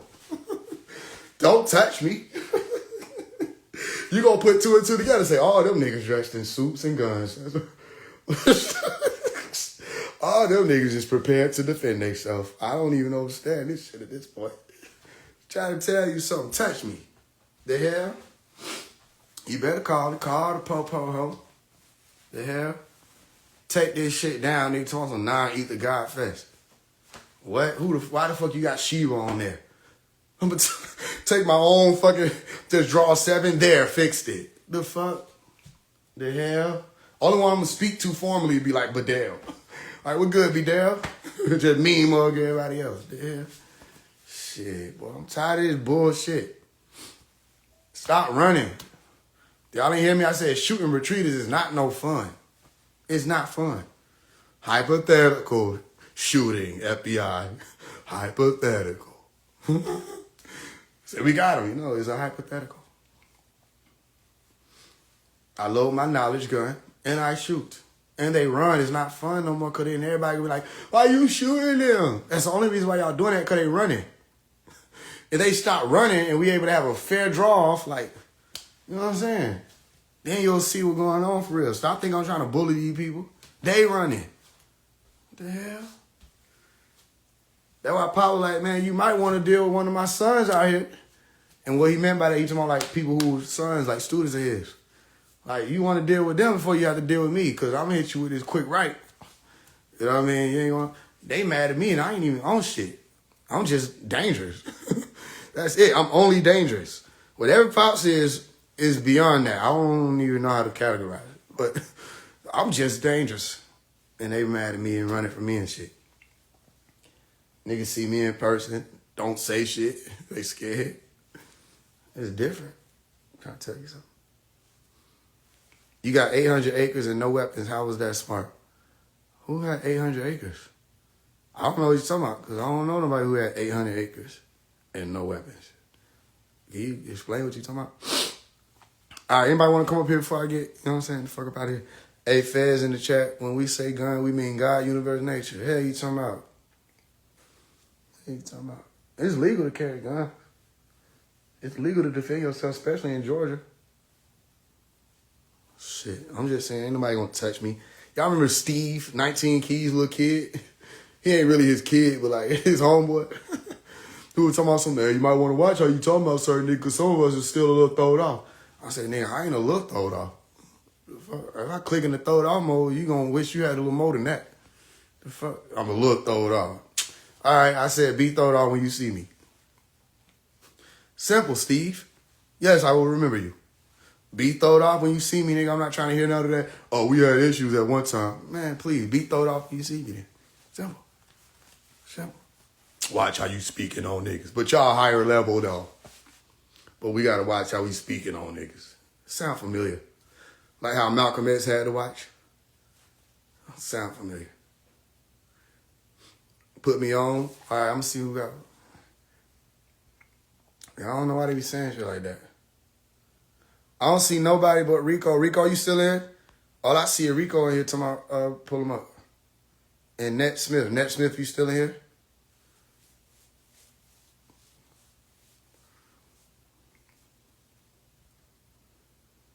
Cam Bam 412.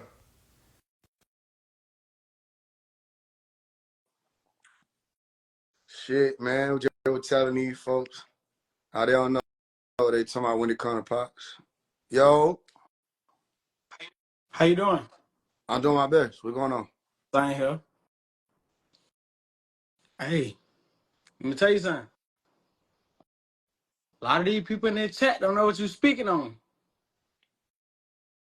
You hear me? Yeah, loud and clear. I really didn't want to do this publicly. I really want to talk to you private. You say you in Georgia? Nope. Okay. Because I don't even know. I don't even like how you asked that Oh, shit. You say you my in bad. Georgia? No, Like, no, no, no, no, no, no, no, no. no. See, I'm most of the time I'm misunderstood. You feel me? Yeah, Like how my energy and how I come. You feel me? Like I ain't nothing like that. You feel for me? sure.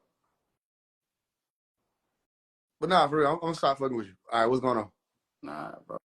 Like real. Nah. First question I'm gonna ask you.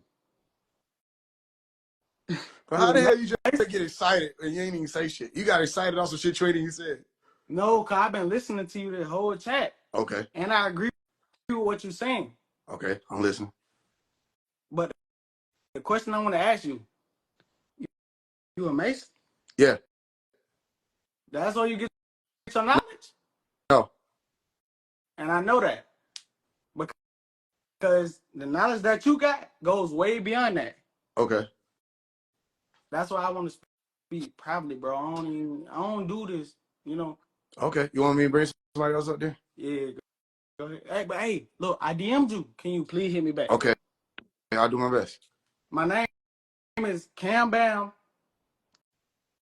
I DM'd you on IG. Okay. All right, brother. All Keep doing your thing. right, fam. Peace. Peace All and right, love. love. Okay, y'all need terrifying. Who else?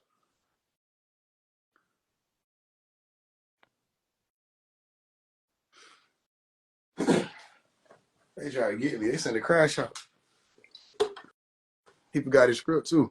Hey, what up with Yo, we're going. it? Yeah.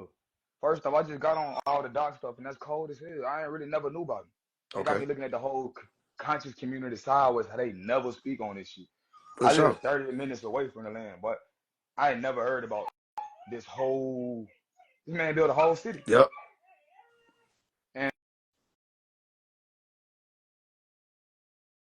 another thing I want to say was feeling connected to it. The side of my dog right there. I always kind of felt connected to this shit, but I'm just now learning about it. And the more I learn about it, it's not like, oh, I never thought about it that way. It's more like, shit, right, right. Yeah, exactly. You know what I mean? Okay. It don't feel, it feels like more like remembering something that I forgot before. Uh huh. And when I say that, People like, man, you just trying to make it seem like you special or something. You one of them ones. They're like, no, I never had no spiritual awakening. I feel like I came here spiritual, got lost, and now I'm coming back home. Exactly. I was intrigued by all this stuff as a child, as going to libraries, just picking up books in Egypt and shit, Mm-hmm. reading it, and subconsciously like, all right, some of this bullshit. Going to church, like, all right, I get some of this, but a lot of this, I don't know. You know, they calling you blasphemous as a child, they demonic, all that shit. Trying to meditate, don't know where I got it from, just meditating at 8, somewhere in the projects. You know what I'm saying? Mm-hmm. But I want to know, what would you call somebody who kind of always had like a connection to this, but only just now getting put onto the knowledge of what it is? It's in the question. You always had a connection to it. Mm, You understand? The same way you knew how to communicate when you were a baby, when you first came into this reality, you know how to communicate.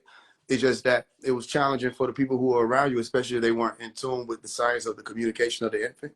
It was challenging for them to know what you were saying, but you knew what you were saying. mm, A lot of it may have been telepathic. And then you started to find out certain sounds you made, right, that were associated with what you were feeling. And the mother, the one who was closest to you or connected to you, will be the one who knew what the baby's cry meant, right? mm, And then eventually you started being able to convert that to what other people were doing. So you understood pitch. It mm, happens with between 3 to 6 months, you start realizing what pitch is. Then you start creating sounds that they call morphemes. When you start realizing, oh, ma is mama, and this is associated with this person. So you're making 2 sounds. That's a morpheme, right? Then out of the mm. phonemes that created the morphemes, you were able to say when you got about 3, 4, 5 years old, okay, these are the letters that are associated with these phonemes that make up these sounds. And you started being able to piece together what you always felt. It's the same way when you learn a synonym. Go look up synonyms and you'll see what I'm saying. Just, I'm not saying you don't know what they mean. I'm saying research synonyms for words you already know. You Mm. learn a synonym, now you know how to express it in another way, or maybe in a more sophisticated way, in a more advanced way. But you always knew Exactly. what it meant. That's You ever met somebody, they exactly talking, what it and, is to a T. Sorry to speak over you, my bad. now you good. You ever met somebody and they talking and they like, it's like, I know what I want to say, but like, I don't got the words for it. It's the Mm. same situation. You knew Exactly. what it was, you just didn't Exactly. have the experience yet. Yes. So now that I'm learning about it, especially getting into doc, first off, what I found out when I'm getting into doc, I realized all these motherfuckers sons. First off. Mm-hmm. But as I'm getting into doc, the things that he explained, first off, he actually teaches it. Other people just seem like they're regurgitating information they read There you go. somewhere. So as I'm learning things that he's saying, it's like he's teaching me about things that I may have experienced, had visions of, or felt and never knew how to express it. So I just chose not to, because you realize while you in the projects and stuff, I love my people to death, but you understand you can't really just, you might come and say some shit like this and motherfucker like, hey, what's wrong with bro? Think he like, I don't know, you think he the next Buddha or something. So you just quit Yeah, doing they it. You don't will never say do that, it no more. especially from the hood, they gonna on you. But I dealt with that. It's just you still find a way to express it to them. Mm-hmm. Cause I dealt with that. I know it works. You still got to find a way to communicate it with them. They may not communicate how you communicate with other people who don't reach that level. It's the same way with you. Somehow, let's say if you found out about it through me, it's because I knew how to communicate it in such a way that you could grasp it. Mm-hmm. When I go around certain groups of people, I may have to communicate it in a different way so they can grasp it. It's the one who has that voice of the sound of many waters, who can connect with multiple people, who's in a position to help more people. And then if So you can't communicate with some, that's why they have people like interpreters, all right, or mm-hmm. translators or mediators, people who can come in and make sense of something that's being said. Or you'll call in the ones who have the gift of speaking in tongues, meaning they can speak multiple languages, right? Meaning not necessarily linguistically, but it could be allegorically speaking of somebody's background, may be the deferring degree of whether or not they can figure out what you're saying. So then somebody who got a similar background, or at least an understanding of it, you call them in so they can get the message to that person. But if you Mm-hmm. care enough about them, you're going to find out yourself, or you're going to bring in somebody else who does know how to communicate with them. The same way And I know how to communicate with you. You see what I'm saying? So it ain't even no excuse. I'm telling you, I was in the hood too. Niggas was rolling up, niggas was pouring up, niggas got the leaders, niggas doing all this shit. Niggas was in the house with women doing their thing. I was yeah, offered all of it. But then after a while they so realized, that's, oh, he for real. He not going to accept any of this. I would I want be, to say this. Oh, go my ahead. bad. I want to say that's the position I found myself in now. Yeah. Like not too long ago, I got locked up for a cool of 12 days. While I was in there, I found myself teaching. people was writing down the stuff that I was saying. Um, and I even was like kind of like, I don't know how to explain it. It's weird. I never been in this position before, but now I see myself. Uh, as a child, I always had that charisma where people want to circle around me and stuff. I used to get kicked out of class because I was too influential. Like, my desk used to be sitting outside because I couldn't be inside the classroom because they would say that you got more dominion, so you the ringleader type shit. You got to get suspended, not because you did nothing wrong, but because they get too turned up when you here. So we gonna send your work and you at home. Now I find myself around people and I'm speaking to them and I'm teaching them these things and stuff, and people coming to me seeking stuff, and a little sometimes it give me a little anxiety because not anxiety, but I feel like, hold on, bro, let me take a deep breath real quick. I don't know, I ain't never been in this position to really, like, I'm used to people when I speak like this get away from me. Now all of a sudden in this new age, people coming to me asking for it. So I'm trying to teach it to them the best I can, but I gotta like go. I often forget that they mind may not be on that level. So I gotta go down to a kindergarten level and go to the ABCs. They friends, family, and strangers. I catch myself in the store just talking to a random person. We sitting there talking for what happens to be hours, but it feel like 20 minutes or something. And I just been sitting there speaking to this random stranger and stuff, telling Mm-hmm. them all these type of things and stuff. And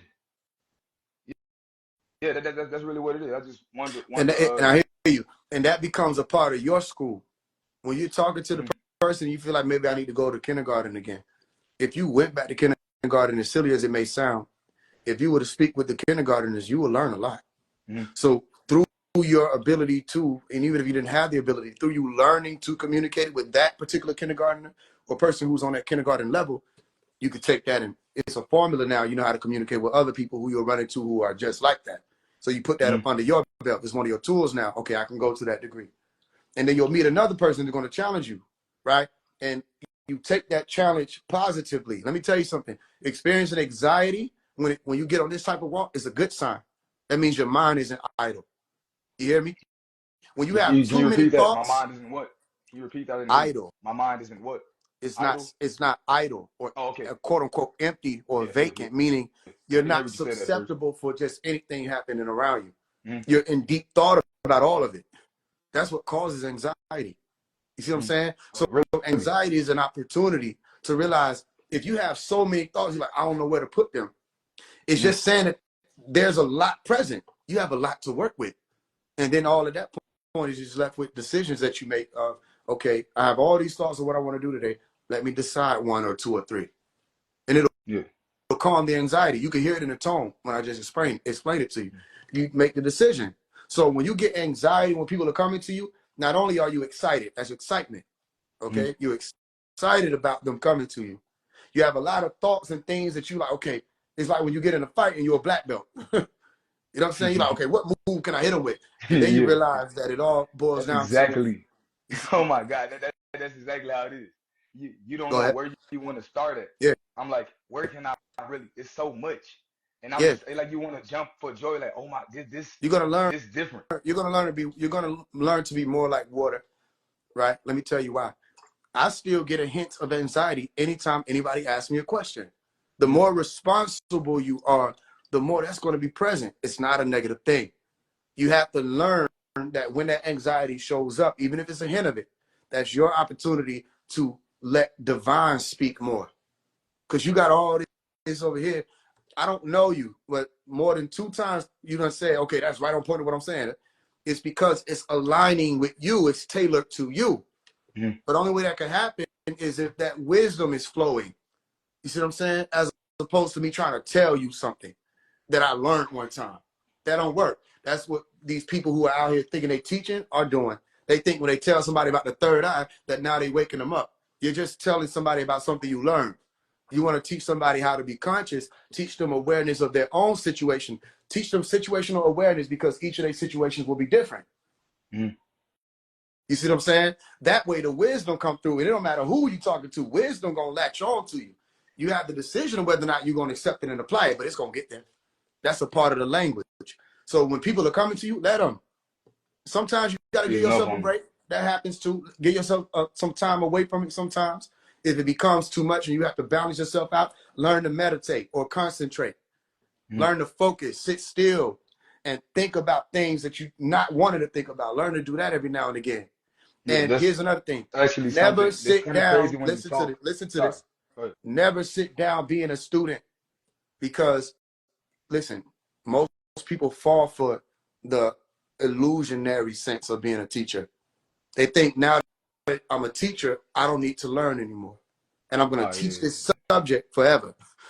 And then everybody wants to know about this. But subjects change. Subjects advance. Fields of science change daily. Chemistry yesterday ain't the same chemistry today. They're Mm, finding more elements. They're adding more formulas. They're still working on things daily. mm. So always be a student. That way, right now, when I'm talking to you, I'm not necessarily teaching you. I'm teaching you and I'm learning from you. You see what I'm saying? Can you Because repeat I never that last met word you. again? Go ahead. Can you repeat that last word again? I ain't. I'm not just teaching right now. I'm learning Oh, okay. from you. Mm, I'm learning from this engagement, from this interaction. mm. So never lose sight of what it means to be a seeker or a student. That Oh way, no, never. That's that oh way you don't sorry. have to feel like I got to give this person the right information. Just give them the truth. If they ask Mm, you a question you don't know the answer, tell them you don't know. Don't make it up. If they ask you a question you do know the answer, tell them this is what I know or this is what I explored, this is what I found. And mm. y'all in that moment are sharing a moment of exploration together. It's an experience together, whoever comes to you. That's what Yeah, and I grew up that's listening to. When I heard people asking Dr. Malachi York questions, I paid attention to how he walked them through it like he was with them. mm. You see what I'm saying? Go ahead. No. That's exactly how I've always been. I've always that's actually what has made me repel certain teachers and mentors I've had growing up because they start having this mindset like I am an almighty being, I am an all-knowing being. And I'm like, I don't really come on, bro. They lost Like their you would mind. start having They lost their asking mind. questions They actually, that when you feel do that, you slim yourself down. You're not expanding. When you say, I yeah. am all knowing, I teach this. I wrote this in one of my books where I explain, you know how it is when you first get in your house, right? My bad, say it again. Hold on, let me put this down. When you first get in a new house, you see how, First get a new house. huh? I know, my bad, I was repeating what you were saying. When you first get in a new house, you see how everything seems spacious, Mm-hmm. right? Especially when it's not furnished. It's all open and you can breathe and you like it has that sense of newness to it. The moment you put furniture in it, even if it was already furnished, the more time you spend in the house, when you are getting in the habit of going to the restroom, going to the kitchen, going to your closet, you start knowing it. Eventually, the house gets smaller. You see what I'm saying? Yes. The room gets smaller. It don't feel, and you start outgrowing your environment if you're wise. He said, we got to move. Mm-hmm. You see, it gets smaller. When you think you know a thing, and I'm the all-knowing, all you're doing to your reality is this. It's just getting My smaller. hands You're are not trash. It's fine. expanding. You see? That's why I tell people never stop learning, never stop growing, because it's just you're paying attention to the truth of all things when you accept that in and you apply it, Mm-hmm. because you will not be able to stop learning. Truthfully, Yes. you Of won't course. be Yeah. able to stop growing. Truthfully, things are always changing with you. Go ahead, I hear you. I naturally have that thirst for that. Like Uh-huh. I will go to things that I once was I don't believe that just to learn from that perspective and through that it may teach me more about what I already knew or Right. open my eyes to oh shit I really didn't know what I thought I did. That's why I would never have that nigga I know because I know. It's like this is what I this is what I've learned. You know what I'm saying? Mm-hmm. But I'm still learning. Do not I'm only 21. So no telling what I'll be thinking when I'm 25, when I'm Yep. 28. You know what I'm Yep. saying?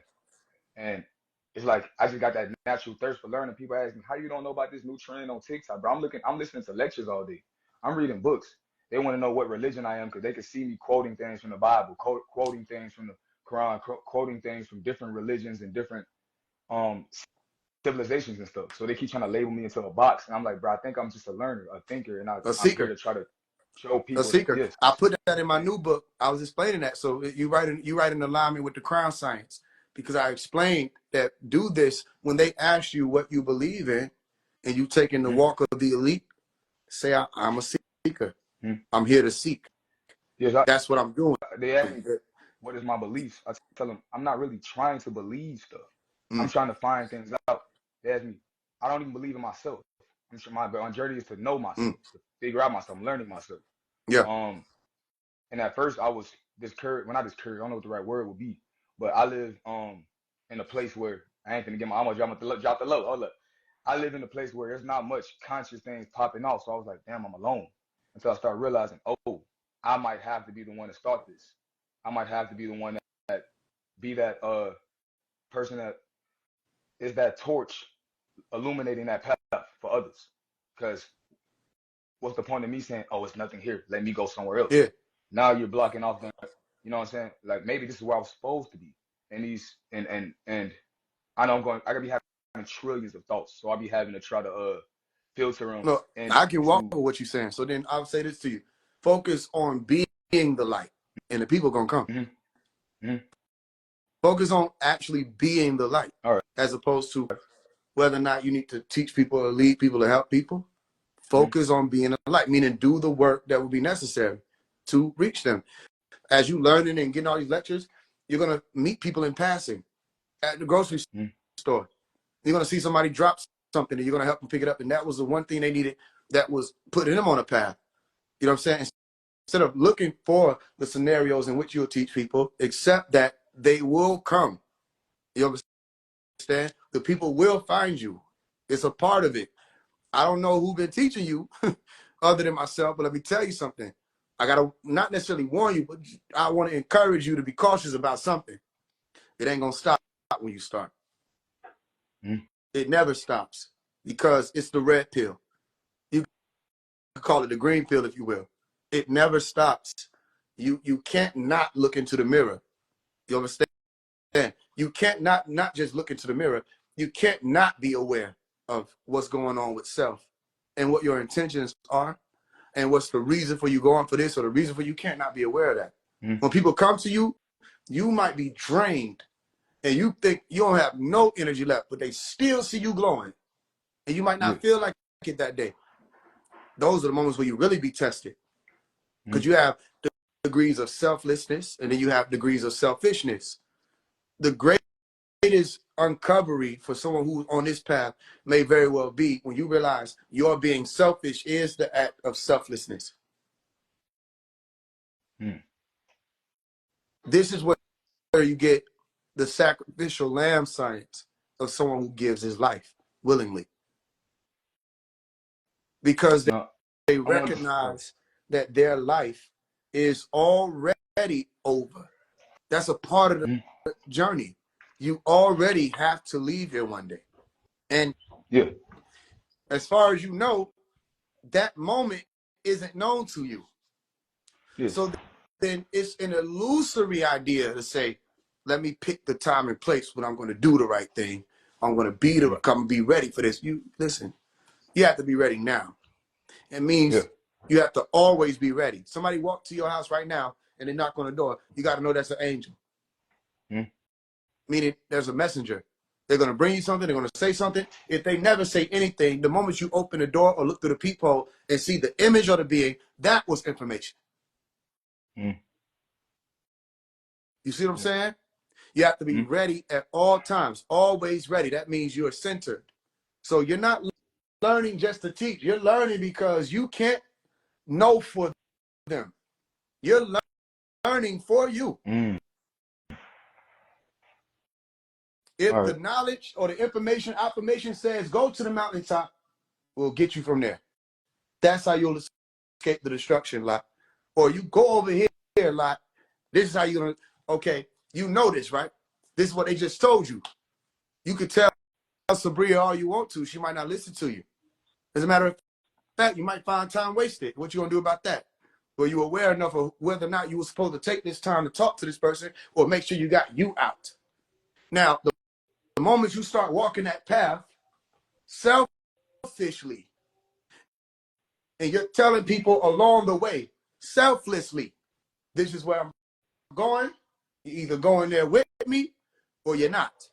But I can't walk for you. Yes. They can say, you weird. They can say, we don't know what bro got going on. Or they can say, I'm walking with you. I don't even know what the fuck you're talking about, but something in me told me to listen to you. Yeah. The things that you're Catch saying it. It is, ain't over. I'm not done. oh, my bad. Sorry, my bad. I'm almost done. When you get there and you look around and you see who made it there with you, you did a selfless act by not just walking past and not telling nobody. That was a selfless act. It was your walking, though, that was a selfish act because you ain't asked nobody to pick you up and carry you. You make sure you got you out. So the analogy here is you got to make sure you're doing the work. So when people see you, the light they see keeps growing and expanding further and further away from amber, because amber can be attractive too. Don't tell me people don't like rubies as much as they might like emeralds. Some people might like rubies more. And look, as I'm speaking to you, you got the two colors visible. Mm-hmm. Go ahead. I don't want to go too far away. Go ahead. No, I'm listening. I'm always intrigued by knowledge.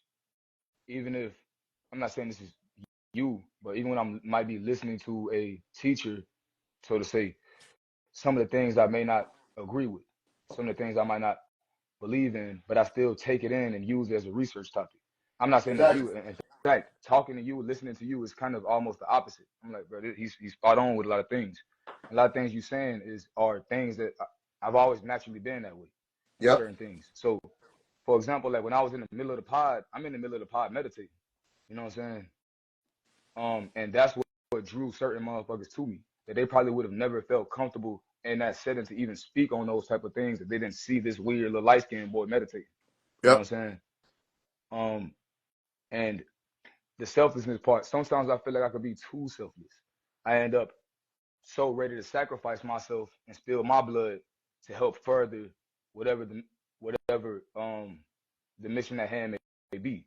Sometimes I gotta realize, am I wasting myself for these people? Am I throwing You're gold? trying to get this is what a lot of Come people are on. doing. They're attempting to get to point Z,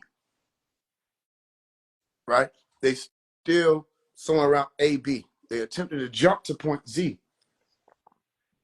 I'll give you this. Don't rush the sacrifice. Mm-hmm. If I can hand you something that you don't rush it, because you're gonna look back and realize it was all a part of it. All of it Mm-hmm. was the sacrifice. Don't rush the Mm-hmm. sacrifice. Losing the flesh, you don't want to rush it. I'm taking my time. Notice I'm saying my time. I'm taking my time. I ain't want to start eating meat. People clowned me for years. I was still, I didn't want to start eating meat. You a damn lie. It just happened. Yes.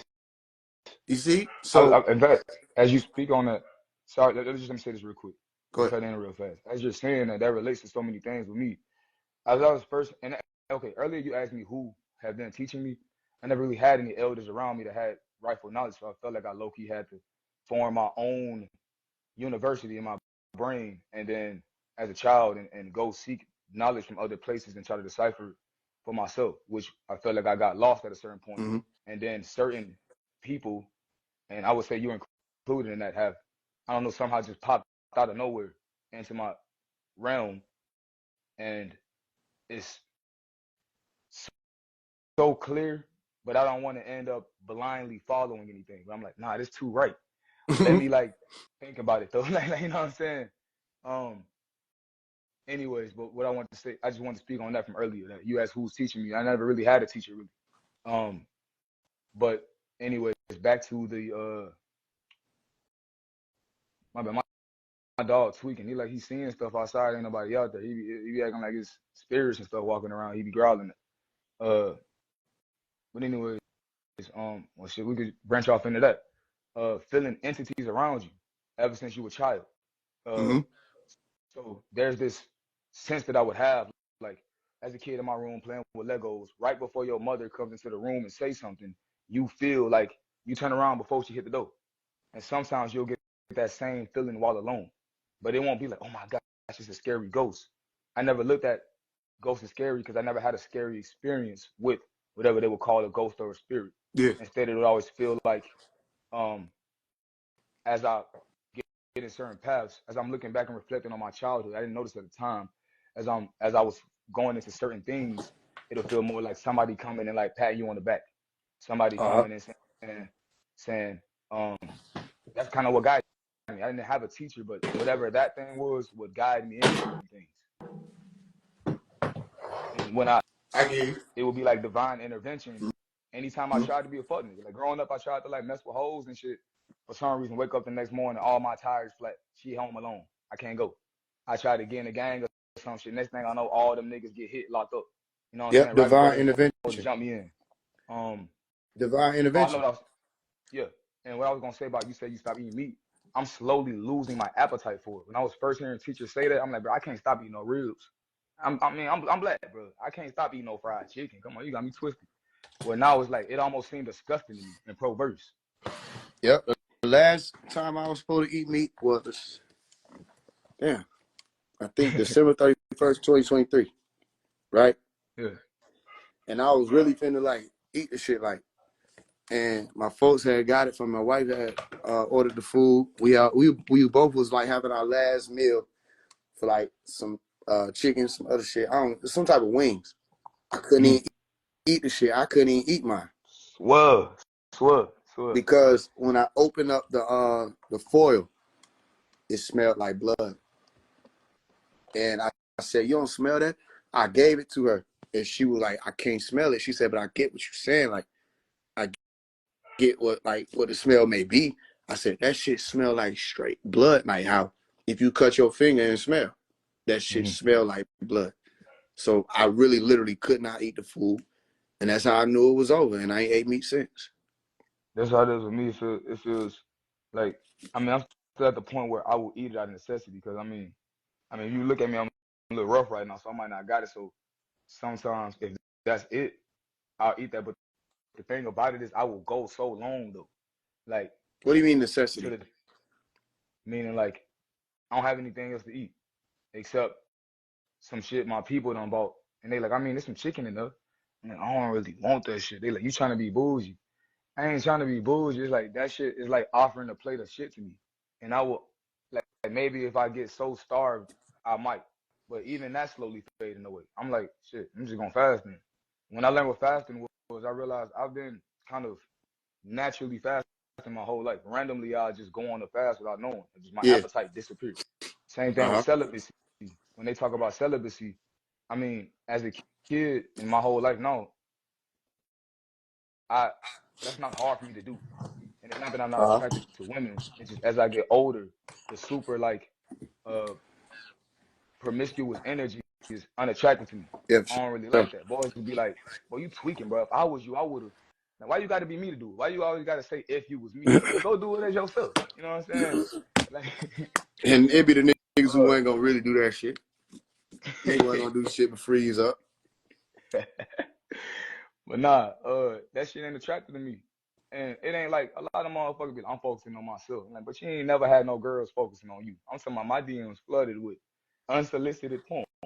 You know what I mean? I got like you get all the options, but it's not even attractive to you like that. I don't feel like it's a flex. Boy, I get all these hoes in my DMs and shit. It's more like I don't really like these type of women like that. It ain't hard for me to be celibate. I don't feel like I'm a panting dog for anything thrown my way.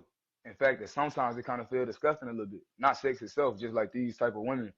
It's not really attractive to me. I don't really like all that. Something about something. Your physical is sexually attractive to me, but it's something else stronger than that that has an overbearing stench of putridness that I don't even want to come around.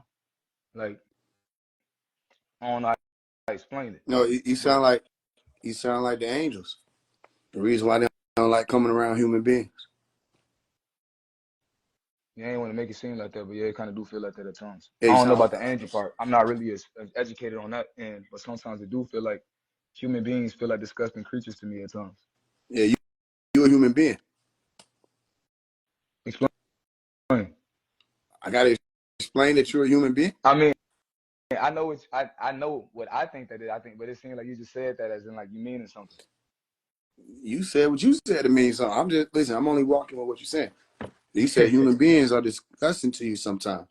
Yes, I said, well, you're a yes, human yes. being. You know, it's easier to look at somebody. I was just talking to my wife about a day ago, 2 days ago. I said, Mm-hmm. you ever seen somebody doing some shit that you do and be like, I don't want to Mm-hmm. do that shit no more.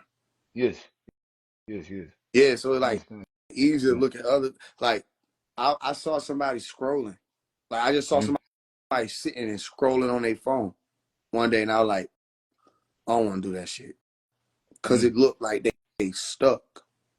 Yeah, See what I'm saying? but But you don't but see the it from thing. that angle when it's looking when it's you.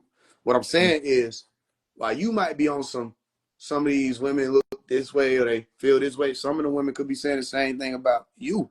No, It I could be understand that. women that's I in the, understand that. you know what I'm saying? It could be women in a higher aura looking at you and saying, you know, I can't feel the divinity coming from him. Mm-hmm. I don't, you know. So it just depends No, on different degrees. So I know I what you 100% mean. understand. I know that perspective. I understand that perspective. I understand that. My bad. I keep cutting you off. My bad. Now I'm you getting good. so. You I'm good. not You used can to being talk. able to speak to somebody like this on this type of stuff. So I'm excited. You don't yeah, you don't got to worry about cutting me off. I'm not worried about that. So I just want to make sure that it's clear. Like a lot of what you're saying, you know what I mean, will have multiple routes that you could express it. As in, if you feel this way about this person, there may be others who feel that way about you. Yes, yes. So I then understand that. I it understand puts you in a seat of overstanding.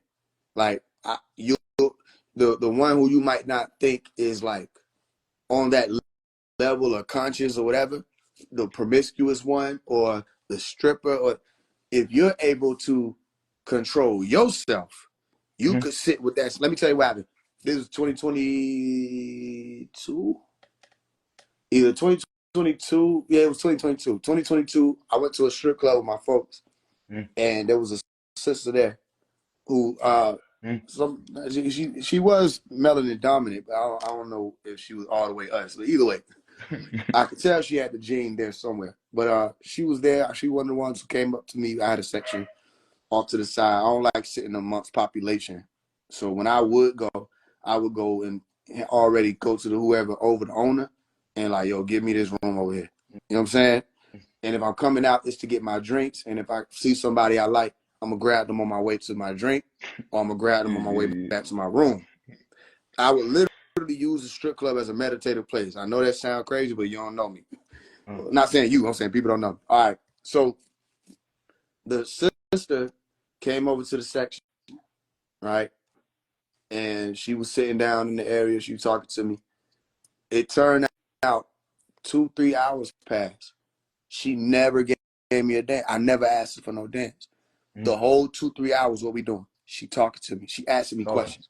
She telling me her situation spiritually, things like that. She getting her questions answered, and she like what she said. She ain't even worried about no money right now. She said, I'm not even worried about no money right now. She said, I know it's 1,000 ways to get paid, and she said, I know Yeah. talking to you right now is paying me.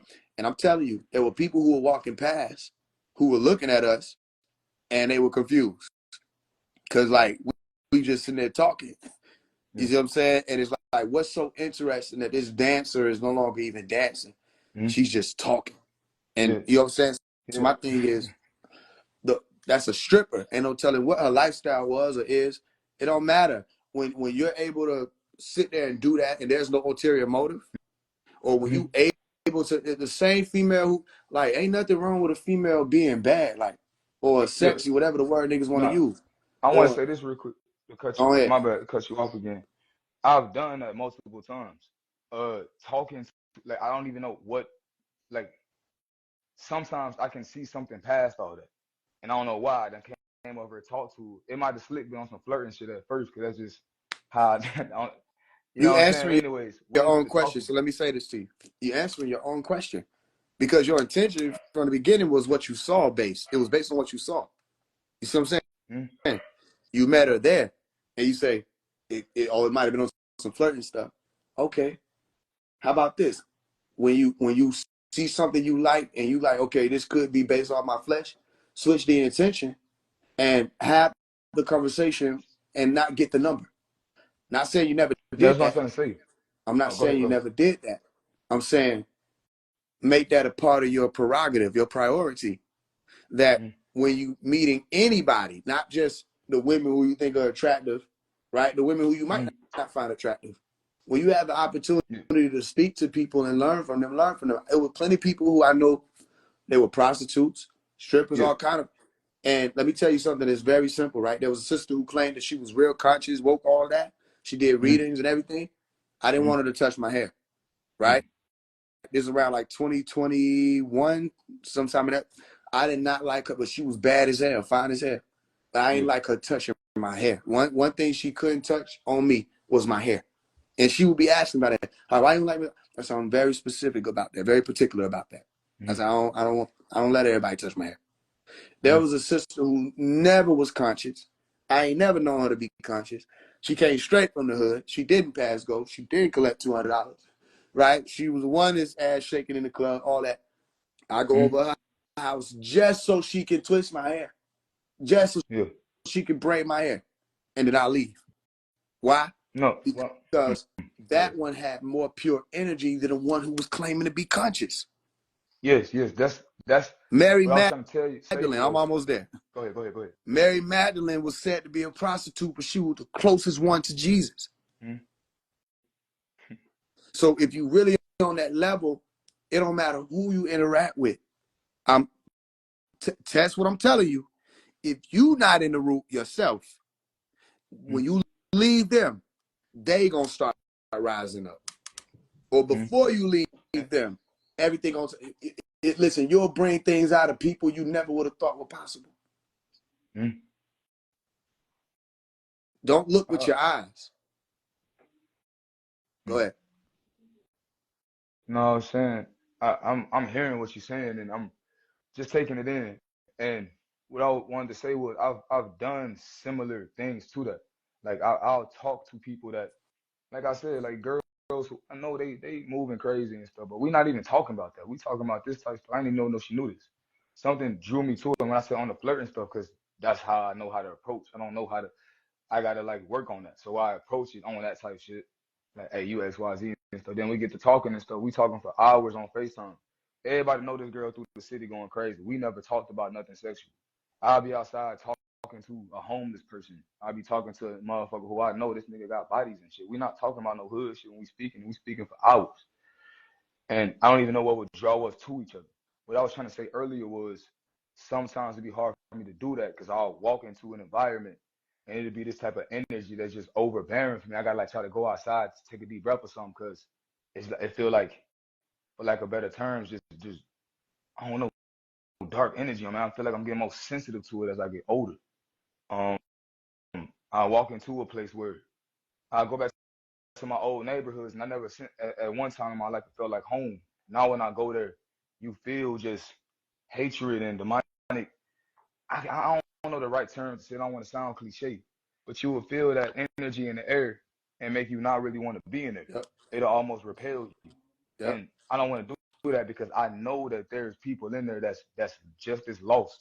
That all they needed was somebody like you to come through and, like you said, just walk through.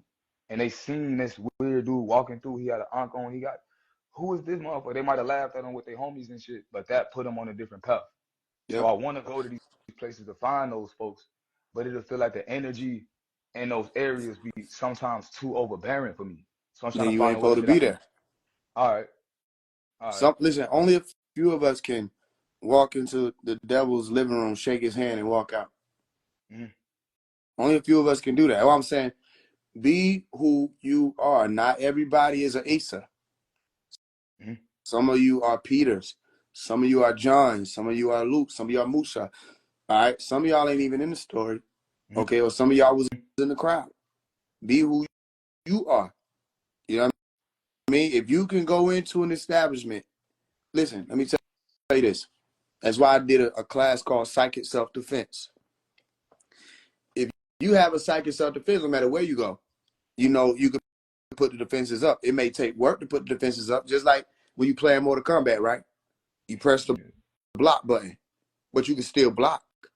But you have to Crazy, say that's one of press my the favorite block button. games. That's crazy. Huh? You said what?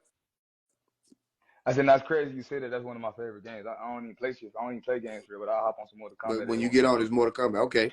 So you press block, right? You know if you hold it too long though, your life can be taken down because you still Yeah. got to find a way to attack. So Yeah. defense ain't Yeah. enough Yeah. by itself.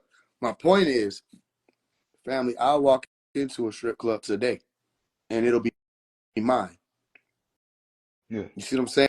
Mm-hmm. However, I'd rather not be there because I just don't favor the environment. Mm-hmm. So there were times when I walked through the strip club. There were times when I walked through certain places in the hood. Now you have to catch me in passing because I'm further up the mountain. Mm-hmm. All you have to do is know how far along the walk you are. Maybe it's not for you. You're not supposed to be there, right? Because you can't handle it. Or maybe you're not supposed to be there because you're further up the mountain. Mm-hmm. Your thing that you're going to have to deal with is what damn near everybody has to deal with. Whether or not you're more invested in your flesh or in the spirit. If you're more invested in the flesh and you tell me I don't want to go, you may be dealing with an ego trip. Mm-hmm. If you invested in the spirit though, and you're like, I don't want to go, you may be dealing with an ego death. All right. I'll tell you this. When the light get bright, don't fright. Mm-hmm. I feel like When the light is gonna I get really bright. need to hear that right now. When the light get bright, don't fright, because you're gonna be like, listen, you're gonna be sitting there telling us, I wonder if I can levitate off the floor. And you'll be minding your business. And next thing you turn around, you levitate off the floor. Don't get scared now. Yeah. You're gonna That's say, crazy. Like the things that you're I saying is know so somebody gonna, relevant right now. I know. You're gonna say, I know someone gonna knock on my door. And they gonna knock. Mm-hmm. Oh, don't get scared now. You're gonna listen, your girl gonna ask you, take out the trash. And you're gonna take out the trash. But guess what she gonna say? You heard me? And Yeah. you're gonna be like, Yeah. yeah. And she's like, I I never asked you to do it, but I didn't was thinking it. say it. I was Yeah. thinking it, right? Mm-hmm. Man, what you psychic? Don't get scared now. This is signs. These are signs that you're unraveling, which means don't take this the wrong way. Your death is near. Mm-hmm.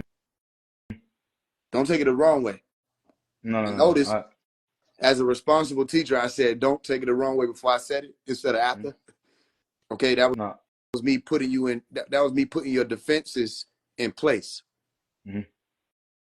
Okay, you know it's time for you to unravel when you start experiencing what you've been saying is possible for you to experience. You look for a sign and it comes immediately. Mm-hmm. Things just start flowing and moving exactly how you say. Oh, don't get scared. So when the light get bright, don't fright. That's my key for you. I never told anybody that before. So other people gonna benefit from what you just were told. When it get bright, don't fright. Light get bright, don't fright. Because if you're truly choosing the soul over the body, then part of the reason why you can't go in these environments is because you're beating that part of the game. The biggest part to beat is yourself. Mm-hmm. Because what's the purpose in, oh, I don't like dealing with these types of women and da da da da. But when niggas search up for porn, they look for those exact women. Mm-hmm. Then that means they might have beat the outside part of the game, but internally it's still there. So does that make them weak or incapable of growing? No, it means that they have another layer to unfold. But imagine how many people never unfold that layer because they think the outside is all that matters. They think what they see with their eye matters alone, and that's is way deeper than that. You ever notice what I just told you, right? Most people out here, the conscious community, people, pastors, everybody, they'll shun Hebrew Israelites, everybody. They'll shun the woman because she's Yeah. dressing tight, or because she's revealing a little more, right? Or Yeah. because she's dancing a certain way. They'll shun her, right? Mm-hmm. They'll shame her, call her this, Jezebel, beat her down. Okay, And well, then let me say the, this though. That's the that's moment when they I get don't by rock with that. themselves, I don't rock with that. huh?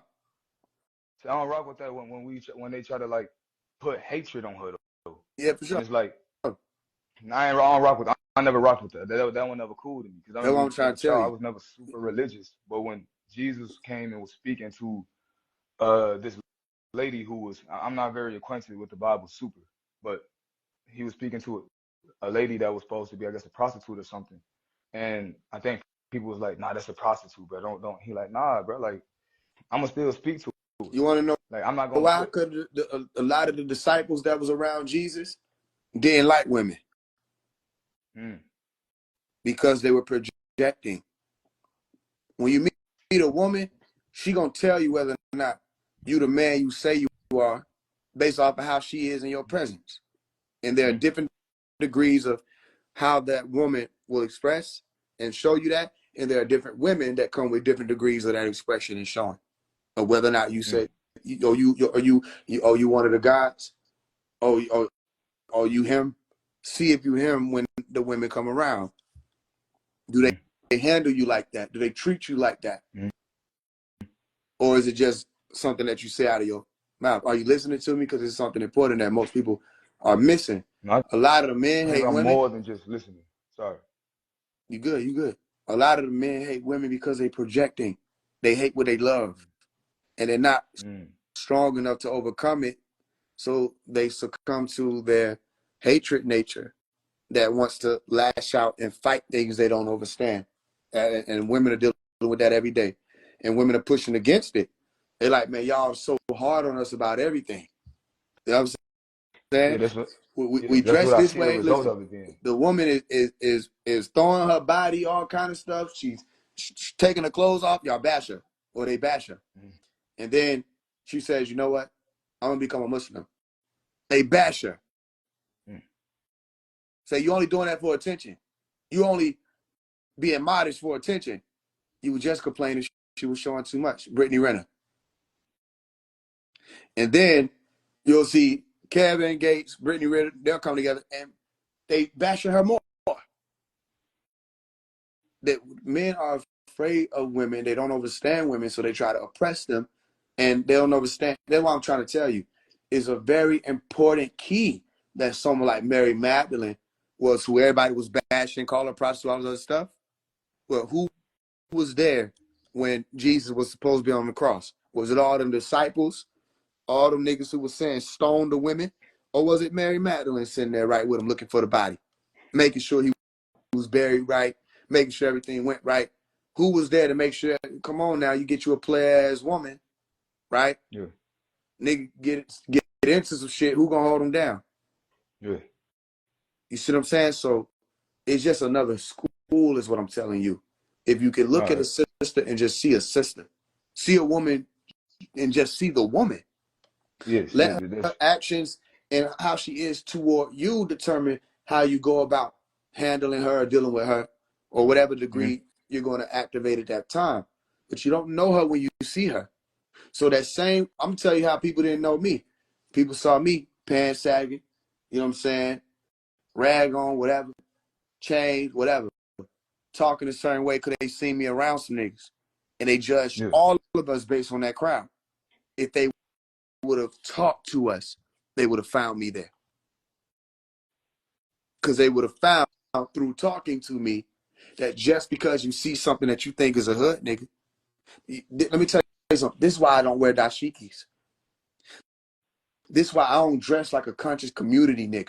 This is why you don't see me walking around with no copper and crystals. I want niggas to see when they see me that this is what we look like. We look like each other. We look like us. We don't look like dressing the part. We don't look like putting some shit on. And now because I got on a Fez or a Tartar Bush, this means I'm woke and ascended. Man, No, I them hate be this. alive. I You hate hear this me? shit. So it's the same thing when it comes to the sisters. You know what I mean? That brain behind her, behind that behind her forehead, that brain within her skull has Mm, processed trauma, has processed memories, still has aspirations of what she wants to become, just may not be mm, circumstantially favorable for her to pursue them at the time. mm. The ones who be in the strip club be on their way to be doctors. They just funded in Yeah, college. Some of them. yeah. That's You'll what I meet was saying. somebody Like, who never knew they go ahead. was in the strip club. You see what I'm saying? Go ahead. I was saying, the thing that you're speaking on is so relevant to like you done like pull my file, read it, and then telling me about it. Yeah. But what I wanted to say though was um and like I said, the energy there is just overbearing for me. I don't want to be there. And like I was speaking to you earlier about other times, I'll be speaking to a woman or that you might look at her as some type of like, you know what I'm saying? She might got OnlyFans or something or whatever like that. But we speaking for hours on FaceTime till my phone run hot talking about I need to like let it rest. And we speaking for hours. We ain't talk about no sex. We ain't talk about no and like you said, a lot of men they have a hatred towards these women where it Exactly. even as a dude, you look at like, bro, okay, bro, chill out. Like I understand you, yo, we might not fuck with certain things, but you got like a burning hatred in your soul for our sister, bro. And it's kind of crazy. Cause like how you saying, it's still a human being. They've been through trauma. You don't know what happened to this girl growing. You don't even know what got her here. This could be part of her journey into whatever she might be going into. This could that could be the she might. I mean, this might sound crazy when I say this, but that might be what she needed to do to go to the place where she needed to be at. Because once she's there, other people who have experienced that might not relate to nobody until somebody come out and say, "Oh, I was doing that too. I had to go through that. I had to go through that fiery crucible to to burn hot enough to become moldable into whatever I am today." And I could relate to that in certain ways because, like I said, come from the project. You and like how you were saying, they look at you with your pants sagging, chains on, goals in your mouth and stuff, locks, and you got a gun on you and stuff. They're like, this nigga, he a thug. And even to yourself, to a certain extent, you might be feeling like I'm a thug, but you they speak to you and realize, oh, he articulate, he know things and certain things like that. And sometimes that bears, I don't know what to call it. They like look at you with some type of competition now, because you don't fit into the box they wanted to put you into. Exactly. Or for me, that Same thing intrigues with me about people. the Mason hat. Listen to what you're saying now, and you'll learn something about me that you know what I'm saying. They'll see me put on a Mason hat. I'm in the Mason hat portion of this, Mm-hmm. and everybody thinks they know. But before I put the Mason hat on, why you didn't tell me I was a Mason? So you think you're profiling and figuring me out, but you're only going through something that I'm putting you through or walking you through. I put the hat on. Or if you see me with the arc on, it's something else. If you see me sagging my pants, looking like a thug, it's another school. Depending on what questions you ask, all right, that person that's teaching at that time in that school will be able to give you certain answers and responses. So the nigga who gonna walk up to me and just talk in the lingo because they see something that look like the lingo, boom, we gonna just talk in the lingo. You ain't ask me shit. But as soon as you mention some shit, you gonna see a switch so damn lethal, and you ain't even gonna be shook. Say, wait a minute, I thought you was that. No, that's what most people do. Stop doing what most people do. Do what the few do. Mm-hmm. Don't think you know. I came on here and stomped on the Masonic emblem in front of everybody. I took the hat off and I stepped on it and squished it with both of my feet, and then put it back on my head. Everybody left confused, except the people who already understand. Say, how if he's a Mason, but if he's a Mason, he a Freemason, how could he do that? Listen, if you woke, why do that matter? This is threads on a hat made of more threads. What does that happen? It sound familiar? Dr. Malachi York was like, man, I don't care nothing about the Quran. I'll throw the Quran on the floor. It's what's in it that I wanted. He said, if I throw the Quran on the floor and you get mad, he said, now I know what you worship, Nick. I'm talking to a spiritual community, and they're caught up in a symbol on a hat. Listen, I'm going to say it one more time slowly. I'm talking to a spiritual community, and they're caught up on a symbol on a hat. That's where they draw the line. Then I'm talking to a spiritual community, and they ask me, do you believe in the Most High? I say, I'm not a believer. I don't believe. I'm a seeker. And they say, that's my problem. I'm showing y'all daily the issue is that people are walking around with badges and they've never been a part of the academy. People are standing there with a white robe on, right? The hat and everything, the little plus sign, and they are not nurses. Do not let that lady walk in that room and treat that patient. And I don't come out and just say, you're a liar. You don't know what you're talking about. I ask them questions. They'll say, I know all about carbon. They don't know nothing about it. I know all about consciousness, the brain. I ask them a question. What is that? What is the simplest parts? I ain't even getting into all the functions, just parts of the brain. I'm just telling you not to flex knowledge, because there are things I don't know.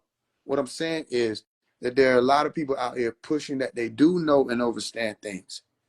And then you ask them questions and you see how much they don't know or understand what they're talking about. And I give people the opportunity. I come up here and ask me something. They ask me, I give them answers. They can't say I'm not answering. Ultimately, they just don't like my answers because they don't confirm their beliefs.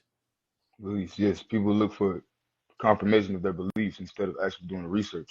There you go. All right. So I know we've been on here for a while. I want to give at least one more person to get on here. All right, go ahead. All right. What was your name, brother? My name is Rakanasi. Rakanasi? Rakanasi. It's a Rakanasi. combination All of right. Ra, Ka, and Anasi. Okay, I got you. Good to meet you, Rakanasi. Good to meet you too. All right. Peace. Peace.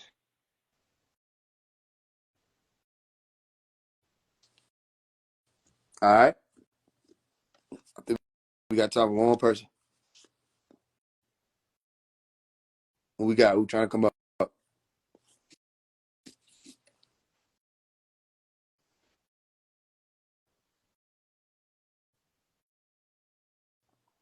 I'll do that. Sure. Peace. I see y'all.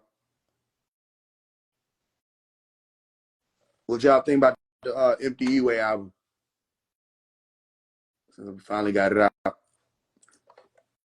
Protect the Crown book drop 9 p.m. tomorrow. Be ready.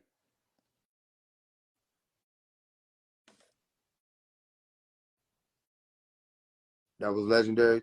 Hey, thank you for that. Who want to come up?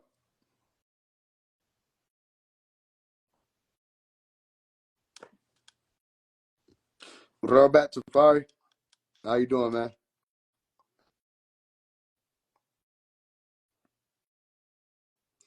Yo, thank y'all for all y'all who be streaming, all y'all who be watching. Listen, without saying too much, remember what we did with grind at the mill? So I've been figuring some stuff out, right? And all I'm gonna say, grind at the mill, but YouTube. You know what I'm saying? You know what I'm saying? But you can't do it the same way, so we're gonna have to push it another way. It's gonna be a different type of, movement. Cause they don't count views how they count streams. And I may do another grind at the mill, but just a different way. But we on the move right now. And I've been thinking like, yo, that's why I've been talking about going on to YouTube. Because I've been watching and calculating. And shout out to y'all who be watching the videos and stuff like that, because checks come from there. If you turn around, if you ever look around and say, damn, Faise ain't really doing too many fundraisers, it's because of two things, main two things. One thing is people are supporting behind the scenes that you don't see, right? And two, y'all streaming the music, right? And watching the videos has resulted in me not having to do as is what I told y'all, right? Remember I told you, I said, people who think I'm just trying to get some money and have people send money, if they realize what I'm doing, I'm putting funds behind a machine that will turn into people not having to send funds in. We'll be able to just stream, and then we could do things with the funds that help other people. You see what I'm saying? So thank y'all, man. It's amazing. You know, it's a multiple streams. And when one seems like it's finna get low, here come another one. And it just shows me that the work, you can't fake this. You know what I mean? Like, this shows how long I've been doing it, how dedicated or livicated I've been. So it would not have been possible without y'all. I see y'all. It would have been possible without, you know, it's amazing. I dropped something, 2 minutes past, niggas are already commenting. That's amazing. You know what I mean? Sharing the post, sharing and commenting. You know what I mean? Like, if I do a test post, like I'll do a post that I know is like, okay, this is viral material. It's gonna get a couple 100,000 views. Or I'll do something that I know, okay, this is music, so it's kind of like a gamble because it could catch the wind, it could not. Y'all still be right there. You know what I mean? Y'all show up for the big moments and the small moments. So I want to thank y'all, because y'all wouldn't none of this be happening. We went from 1,000 subscribers on YouTube to over 60,000. You with me? Like, we on our way to 100,000 subscribers. Mind you, I ain't even promoted to YouTube. Right? I've been looking into going YouTube live and streaming. Please, if I get in that field, that's a done deal. Like, and I'm watching how, like, you can monetize it. So that could be another thing we'll be able to do. Where, again, I won't have to ask people to send nothing. We just do what we do, and it's just we doing what we're doing. You with me? So the fact that we knocking on the door of what I told y'all was coming, I'm just so grateful for it. It would not have been able to be done without y'all. It wouldn't be done without y'all. So thank you. And I'm not just saying that. I'm being for real. All right? Faise One Live Archives for sure. That not letter to Kodak. The Kodak Black Live on there got 12,000 views. I seen that today. That page is growing. I think up 2,000 some subscribers. Told y'all, I said, if people wise, they'll start a business with me. He said, what you talking about? It don't cost you nothing. If you wise, please. You would have been doing reaction videos, something with this motion before it went big. You know what I mean? People done figured it out. Yo, if I post Faze shit, my views go up. People coming, people start following. Please, you would have went in business with me early. It ain't too late. It ain't too late. But you know what I mean? That grows, and then the next thing you know, you'll be able to do your thing, and you built up something by coming through me. You know what I mean? So, and then multiple people are voices of Faze One. I see y'all. A lot of people has been posting a lot stuff like that. I see everybody.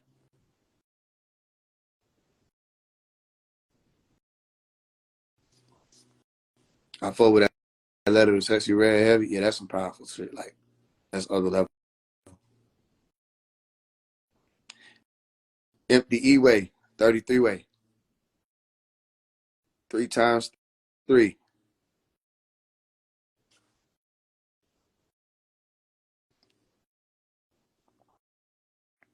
I play your music in my live stream. I thank you for that. I thank y'all who be reacting to it. Those who react to the music, thank you for that. I see those videos.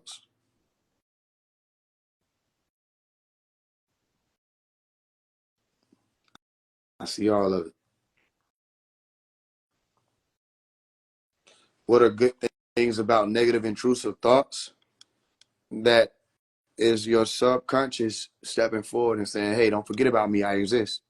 And I'm a part of this thing. That's a good thing. The subconscious is exposing itself to you consciously, reminding you, don't forget about me. Because if you do, you're going to pay later. You got to cleanse me too.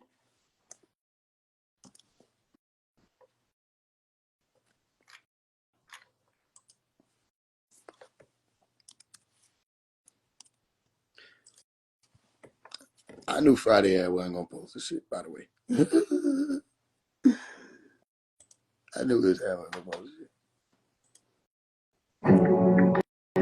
shit. Especially when I had, you could tell I knew he wasn't gonna post it because the next post I did, I had meat meal on the plate. I don't give a damn. I was just hoping, like, okay, he probably posted shit before I dropped the meat meal one. That way he'd be like, man, shit, what did I do? Too late. Too late, nigga.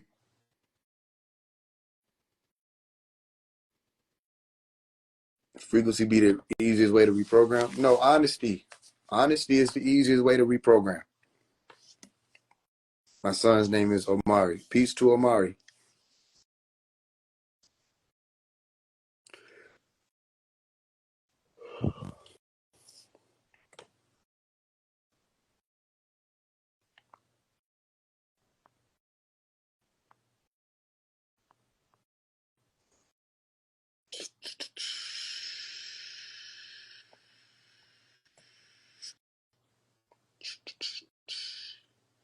Too late, nigga. Yeah, yeah. I knew you wasn't gonna post that shit though. Some of you niggas I be knowing they ain't gonna post. You fuck with me too? Hey, fuck with me then. There used to be a time where you used to call a nigga out to be like, you know what I'm saying, go bar for bar, and niggas didn't want to get you took off the planet for that. Hip hop was competitive. Niggas had to rap.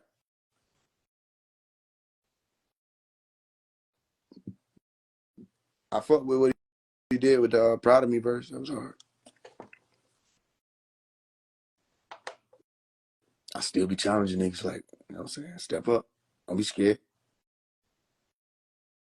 It is good to listen to the healing frequency tunes to sleep. For sure. You wanna know something else? Thunder and Rain. Try it. Thunder and Rain. You want a lethal combo? You want a double tab one?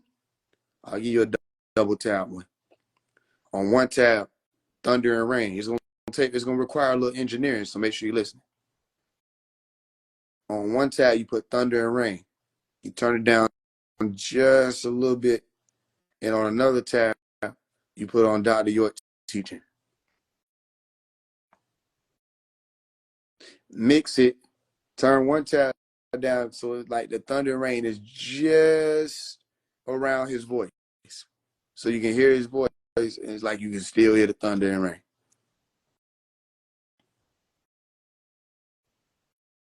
I just gave you some shit. Boy, your ass gonna walk up. You gonna wake up floating. You gonna be scared of hell. Nose on the ceiling.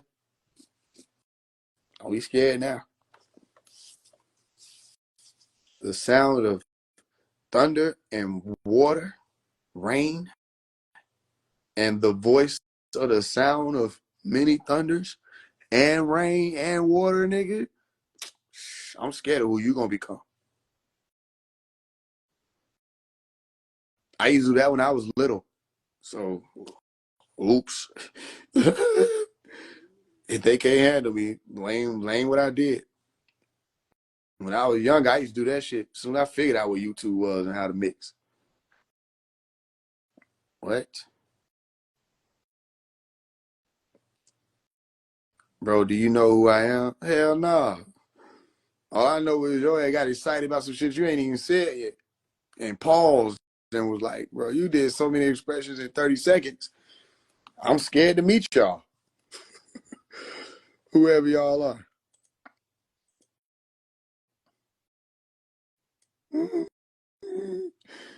That's why I was like, nah, I ain't in Georgia. Because you look smart, not smart enough to find me, Nick. I don't know. No, I don't know who you is. I ain't even in Georgia. Y'all niggas be terrifying. I really want to talk to you in private. What the fuck did you get excited about?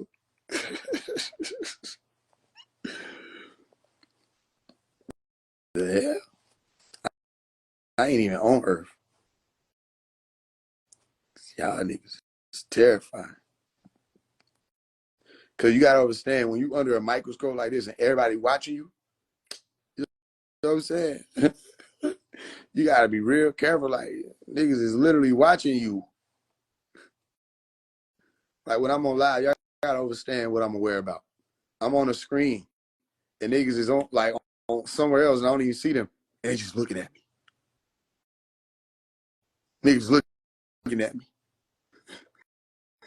Every part of your face itching. Cause niggas just looking at every part of your face. What's up with that? What's up with by which hair is that by his lip? That's one of the I can't stand this shit. I'm like, who would sign up for this?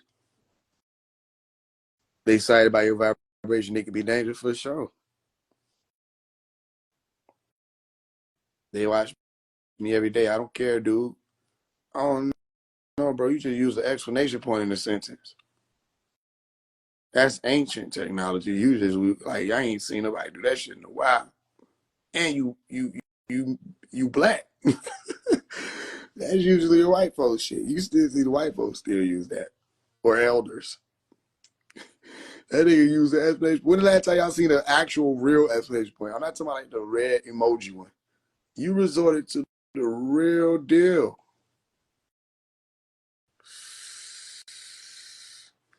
Nah, you dangerous.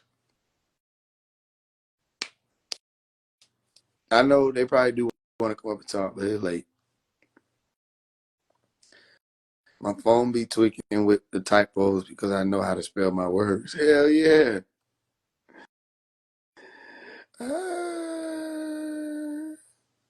Low key, it's been a minute. I know it's been a minute. You taking me as a joke.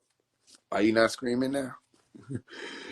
Hey, user, bro. You don't, bro. We don't use punctuation.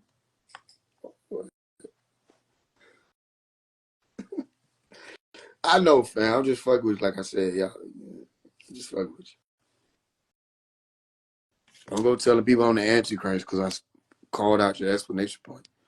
How am I dangerous? I wasn't talking about you. But if you are the one and only MMA and ain't nobody else doing MMA, you might be dangerous.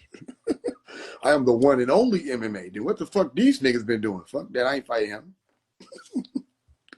You mean to tell me these niggas been warming up the whole time? You are not the. I am the only.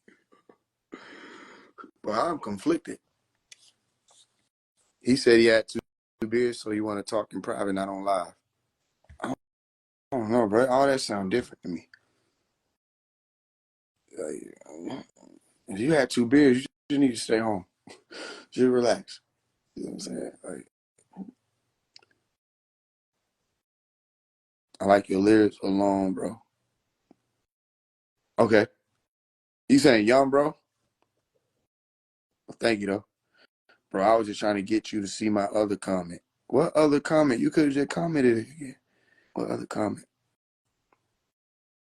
But y'all be being mean to me, bro. I ain't gonna hold you. If y'all just really like go through some of the lives, like how mean people is to me, how they talk to me, all kinds of shit. How folks be handling me, talking shit. I'm like, damn, I'm talking to y'all. Other niggas don't even be talking to y'all. They be talking to me like shit. Like, yeah, fuck nigga, let me up here. Okay. Mission accomplished. Damn. Yeah, I don't know about the beers and shit. They be trying it, yeah. One question. Go ahead, ask me a question, Rico.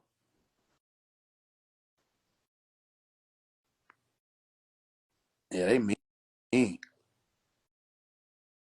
Yeah, thank you, Randy. It's not like that face. I don't know what it's like. I was just saying, like, I was just making jokes. Some of y'all be taking my jokes too serious. I just be joking. I just be playing sometimes. Can I play? Y'all can say what y'all want, but some people need to indulge to keep their sanity. And okay, tell them again. One more time. I don't know what indulgement you talk about, though, but I agree with you. What was your inspiration behind the song Highway? Dr. Miller York being locked up and everybody out here acting the ass. That was the literal inspiration behind that song. Bro, what's up with that Mason hat and that letter to Kodak video? What's up with it? I don't know. You tell me. You tell me. It's a hat. You got a Masonic emblem on it. Like, you tell me what is up with it. You know what it is? Do you know what it is? Yeah, some people's sense of humor be like, for real. Especially when you knowledgeable, you got wisdom, and you make a joke. Niggas like they seen an alien. They're like, you know how to laugh? Yeah, nigga, what the fuck? How you think I made it? Do you really think I could have serious my way here? That ain't what serious mean, nigga. That ain't what serious mean. Them niggas from serious be joking like a bitch. They tell you it's serious, so you stay the fuck away from there. Shit, nigga, I couldn't serious my way here. You don't see? Look at my profile. I'm finna laugh right there. Shit, nigga. You know it can't be that serious. A nigga took a damn mug shot like it was a photo shoot. You know what I'm saying? That's a real mug shot. Niggas ain't know that. Like, bro, that's really your mug shot? That's a real mug shot. I took that shit, put some little dazzle on the eye, nigga. Said, all right, I got my profile picture. Free photo shoot. Then I took that shit serious. I just got through making the damn officers and them laugh, literally. Yeah. I can't be taking this shit serious, bro.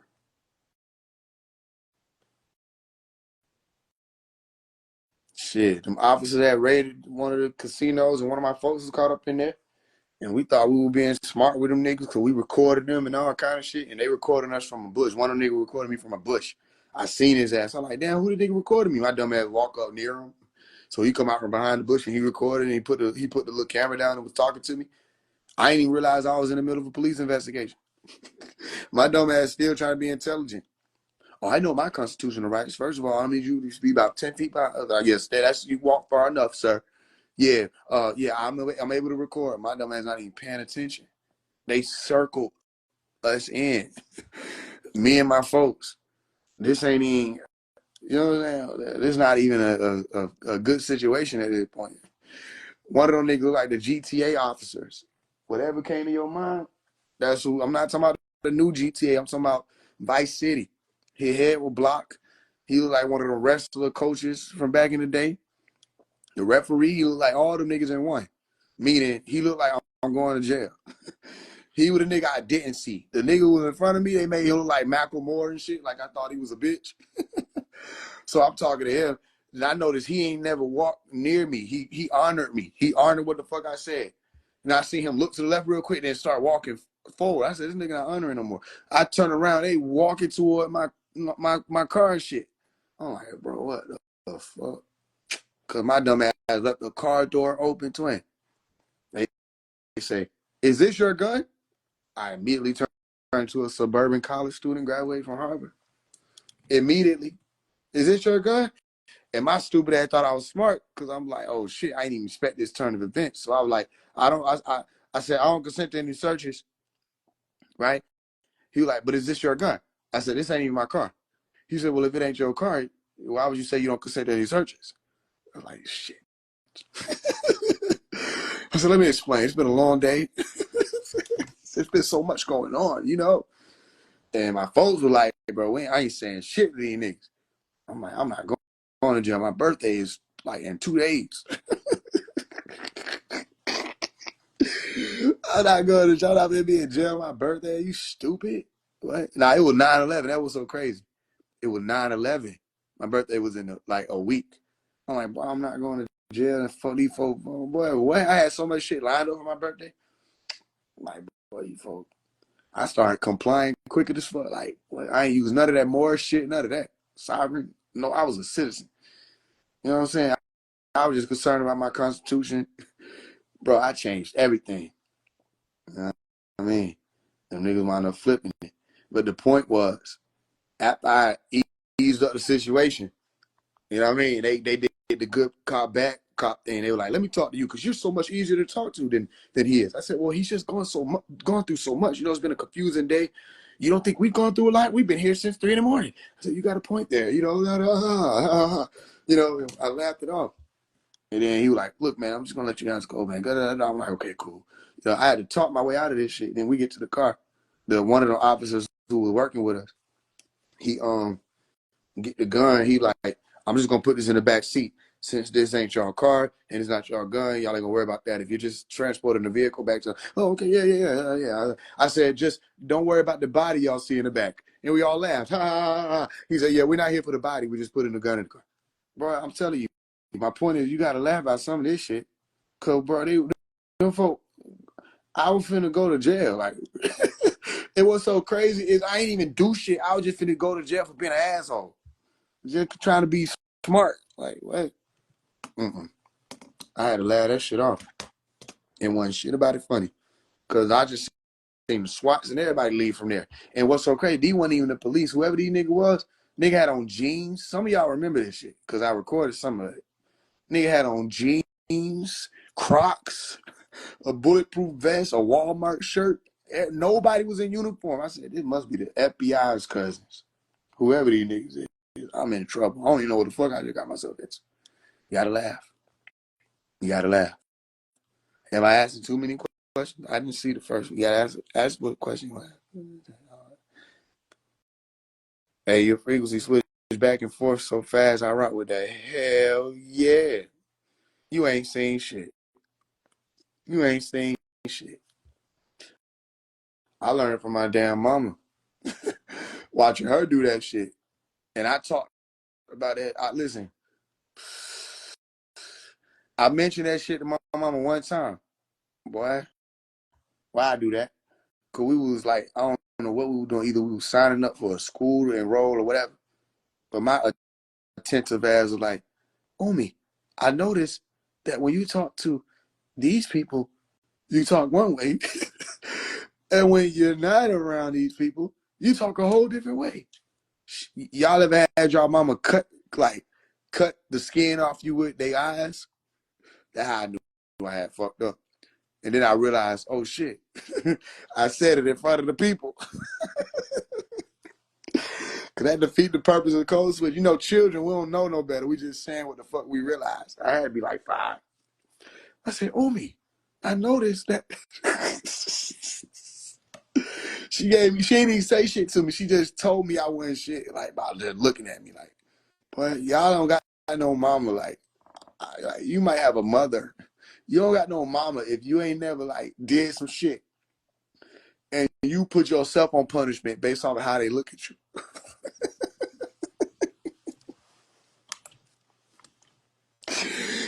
You put yourself on punishment, didn't you? You did some stupid shit. You didn't know it was stupid, but then they gave you a look. Next thing you know, you like, why the fuck am I washing dishes? Ain't nobody even told me to wash no dishes. You cleaning her room. I got you, mama. Don't even worry about this part of it. I got it. I'll make it bed. You turned into a Catholic school student. Like, how the fuck that happened? I'm trying to tell you something. It was that look they gave you. Some of y'all forgot it happened. It's trauma. You got to relive it. According to Freud. According to Sigmund Freud, you got to relive that shit. Ain't nobody listen to Adler who try to get people a whole different side of psychology. That's a whole other story. I'm just taking you through what we went through. Especially when you was with company and she can't cut in on you right now. That don't mean she don't still got knives. You know what I'm saying? She gonna just look at your ass. And how mamas always knew when nobody was looking.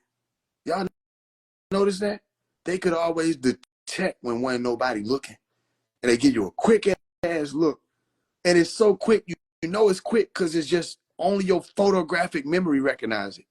You don't remember her turning her head. You don't remember. She was facing a whole different direction than you. Next thing you know, you just got one little frame, one little steel frame of her whole body and everything facing you and peering into your soul. And as you know, she back turned around, but you ain't hear no chair or nothing, did you? How they did that stupid ass shit. Superheroes. How they did that? Then nobody noticed. Now you traumatized for the rest of the day. And then she treating you like she don't know she did that shit. She's still making you pancakes the next AM. You scared to come around the corner? Is it safe to eat? Medusa, since we gotta talk about this. Am I safe here? Fuck. Well, what the hell? We had superheroes. And they was all synced up. How we all got the same parent? The fuck? When was the meeting? We gonna terrorize these little motherfuckers. They think they run shit. Watch this. The hell? That what they were talking about on the phone. When they like, stay out of grown folk business. Yeah, you ain't know. I knew they told you that, did I? Did you? I know they told you that. They told all of that same shit. How? How the fuck when? Because I'm telling you, there was meetings. We just went in on it. And they said, like, when they ask us about it, we just gonna tell them stay out of grown folk business, and then they gonna be traumatized. And that's how some of these folks still act like children. Cause they still traumatized listening to what their mama told them when they were 4 years old. Stay out of grown folk business. They still out here acting like kids. Cause they stay out of grown folk business. We never grew up. Never grew up. I was told to stay silent, observe, and don't touch. And I bet that's a part of your personality to this day. I bet that's part of your personality to this day.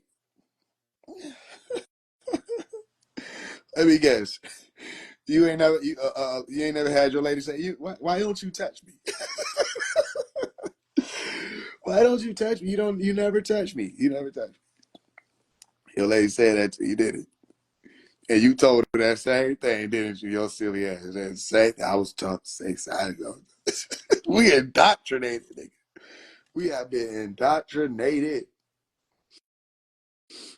What Pop say? You have been programmed. He dead ass right. We've been programmed by our parents, not the government, by our parents. Shit, you ever walked in the store and you was like looking for some shit to buy, but then you walked out empty-handed? Did you know that that's because they traumatized you, your mom and your dad? They gave you the speech. It was really your mama. Your mama did most of traumatizing. Dad didn't have time for this. Your mama would bring your dad in to help traumatize you. Dad don't even know what the fuck going on. He just walking in the house. Beat that nigga ass. Daddy, why you hit me? Your mama told me to beat your ass. I don't know. I just gotta do what she say. He was indoctrinated by the mama. The mama did all the shit. The mama said, when you get in here, don't touch shit. Don't look at shit. Keep your hands on this buggy. Don't ask me for shit. You don't know why. That's the reason why your ass walk in the store and then leave out with nothing. You didn't know? Shit. Nigga. You say, what the fuck did I come in here for? You just go back home. You traumatized. Yeah, I mean, somebody loves you. Tell you. You need the healing. Get some help. My brother used to get it. Hell yeah. Boy, don't let you run over there.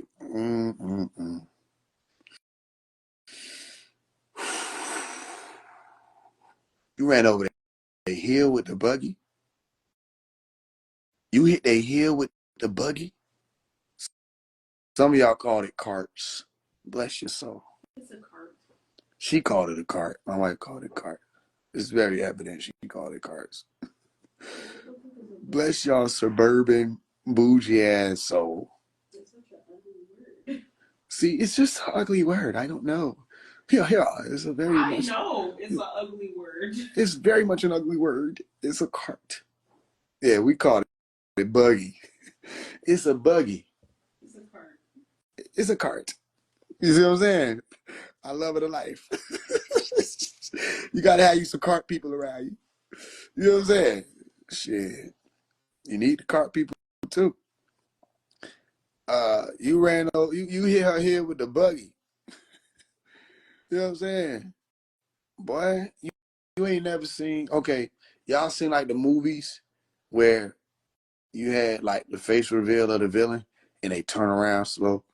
You hear all the sound effect and everything, the pause and boy, they could have just said, ow, you know, that hurt. Well, they don't do that. They stop, nigga. It ain't even done in one whop. They just stop and they turn around slow. So you just waiting on this destruction that's about to happen to you. They turn around slow and just look into your soul. Right? Y'all ever heard them say, when we get to the house, it's gonna be what? Who somebody finish the sentence. When we get to the house, you gotta add in the puckered lips. When we get to the house, it's gonna be who?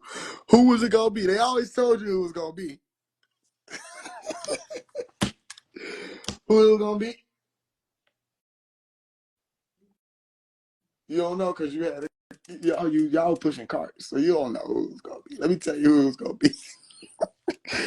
All y'all people who pushing carts, don't worry about it. Y'all was good. You hit the hill with the cart. Ow! Can you watch where you're going? Ow! You need to be more careful. Okay, let's talk about it.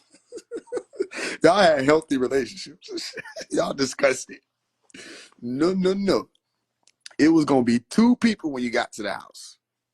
It was gonna be you and them. Get to the motherfucking house. It's gonna be me and you. You know what I mean? Oh, nah. If they told you it's gonna be you and me, it's gonna be you and me. Nah, you ain't get your ass whooped. You got a whipping. Or you had a spanking. Let me correct that. If they said it's gonna be you and me, yeah, that's like saying it's gonna be you and I. You and I are gonna have a talk, buddy. You're gonna spanking. If they told you it's gonna be me and you, oh yeah, you got your ass whooped. I already know. You only gotta tell me what happened. It's gonna be me and you. And a part of their traumatization tactics was letting you think what they forgot. Ain't that some evil shit? Ain't that some evil shit? They let you play the game. You know what I mean? They let you get snaps. You don't went to sleep, woke up, everything good. Next thing you know, you hear ting-a-ling-a-ling-a-ling. What the fuck? I know that ain't the belt I'm hearing. The adult remembers? No way. And what they hit you with? Oh, you thought I forgot. But then what's so crazy is sometimes they did forget, but what your stupid ass did? Some other stupid shit. Hey, you did some other stupid shit, right? Or you didn't even do no stupid shit. Here it come. Oh, that's right. Oh, that's right. Ain't I supposed to be whooping your ass? You try to be smart, right? You try. No, no. I don't think you got the right person. No, I'm pretty sure I'm supposed to be whooping your ass. Boy, hey, remember that shit? That shit used to be crazy. Nah. Yeah, that was cold blooded. That was Nazi tactics. Make you forget, nigga. Make them think you forgot. Make you think they forgot. See, I'm fucked up still. I'm still fucked up. That's why individuals get beat. Well, individuals, shit. And she talking about, thought I forgot it. Exactly, that shit used to kill me. Well, what? Then, when you getting your ass whooped, right? It's normal. It's just what it is. It come with the territory. They watch Roots. They got inspired. They say, I do that to my kid. So, you get your ass whooped, right? Then you one day you got bold. You was like, you know what? Today is where it stops. So you grabbed the belt, didn't you? I saw you do it. You was dumb, like we all was. Yo country ass grabbed the belt and you was like, enough! Because you watched Planet of the Apes and you thought when you grabbed it, they were going to be like, oh shit, my son has become a man. Or you thought, my daughter has become a woman finally. Or you thought that they were going to have like a sudden change of heart. They was no longer going to be like adult Nazis and shit. But no, when you grabbed that belt, they said, what? It was 2 letters. They said, oh. They said, oh. How I know what they said to you? We all grew up in the same indoctrination camps called homes and houses and projects and apartments. They said, oh. They said, oh, you mad? I don't know who you was dealing with. Oh, you mad? No, bro, I don't know who you was dealing with. You was dealing with fucking serial killers. Oh, you mad? No. They said, oh. What came next? They dropped the belt. You thought you victored. You said yes. And they clenched their fists. And they used their fists. And you said, this is against the rules. I'm sure this is against the rules. And they put them fucking beaters on you. You got your ass beat. You was already getting your ass whooped. Then you got your ass beat. You say, this motherfucker is fighting me. What the hell? But I'm telling you. Some people in here scared. They like, but isn't that abuse? Listen. See, she'll get me fucked up. She'll get you fucked up. All y'all suburban ass, let's leave the plantation ass motherfuckers. Leave us alone. Master feed us good. You best be getting. Don't you be talking about master like that. Shit, nigga, we scared to say that. Abuse, I don't know what you talking about. We was loved toughly. It was tough love. They fed us after. Shit. Hell yeah, it was abuse. But we ain't gonna say that. Cause generationally, we've been abused. They parents did it to them. They don't know that. They don't know that shit. And then we torn in between. It's a bittersweet reality because my cousin and them who didn't do that shit, who didn't get their ass whooped, boy, them motherfuckers was terrorists. So it's a lose-lose. Them motherfuckers became terrorists. You know what I mean? They was allowed to cuss and everything. They was terrorists. Terrorists. I'm talking about what? They terrifying everything. They ain't get no damn because they ain't get their ass whooped. Nope. Yeah, I know what you went through. I saw all that. I was there. I was right there with you, crying with you and everything. Then they hit you with the shit that's just so psychotic. It was so psychotic. What was wrong with these folks? It hurt me more than it hurt you. Well, give me the belt. Let me test that theory. The fuck? Give me the belt. Let me test it. But and depending on what you did, that determined what side of the belt they grabbed. Then you had parents who like went out and found belts like you found switches and shit. They tried to like, I want mine made out of cowhide. What is cowhide? What the fuck? Then your uncle, 'cause I had an uncle. Well, I hope that man do say something on this so I can roast his ass. But my uncle used to come like to visit for the occasion. He used to have a belt, right? So his belt was like longer hair and rough, like it was on some like, but the shit had to be made out of concrete. I don't know what other material it could have been. But he used to come over and then as soon as we get in trouble, he get to laughing. Hey Lee, that's how he sound. Hey Lee, ooh, look what I bought. Ooh, nah, you ain't want to listen to me. I'm like, I hate this man. I hate this man. I hate this man. I hate this man. You ain't want to listen to me. Tour. Then he would learn to whop it. He would learn our language. I used to hate that shit. Because he weaponized our language. He learned all the command words. He ain't learned nothing nice. Sukut. That means silence or be quiet. Like, he ain't never learned what it means to speak or say something.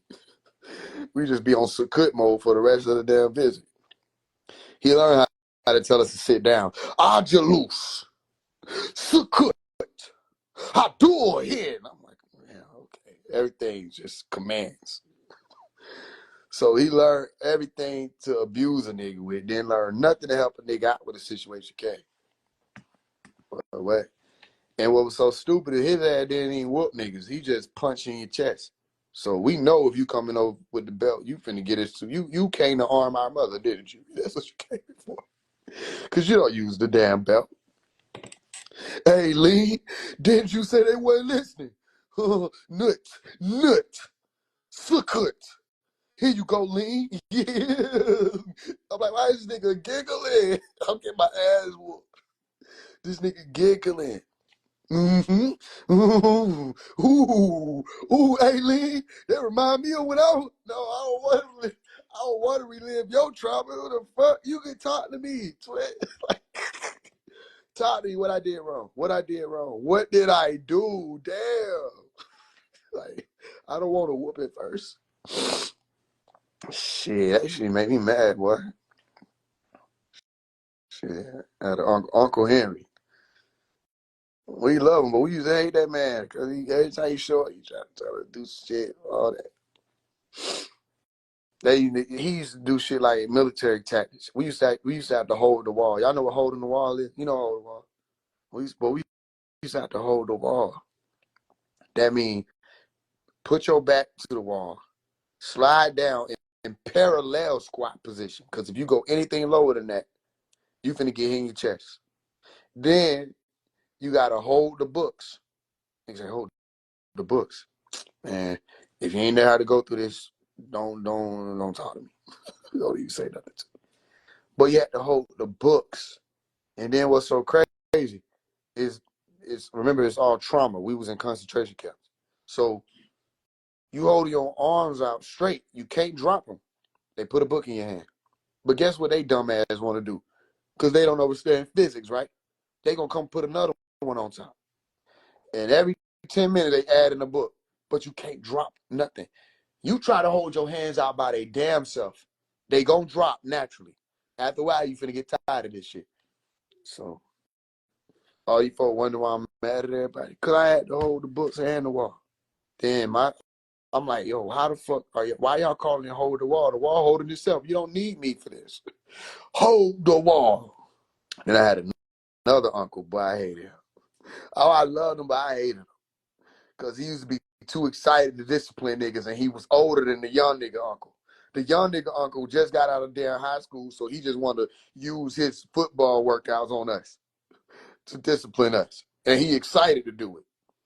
This uncle would get comfortable, make you go in the refrigerator or the freezer, bring him something to eat, set him up something. He got the napkin in. Listen, you look forward to the adults getting uncomfortable and getting tired so that you can stop. Remember, they used to tell you to do shit till they get tired.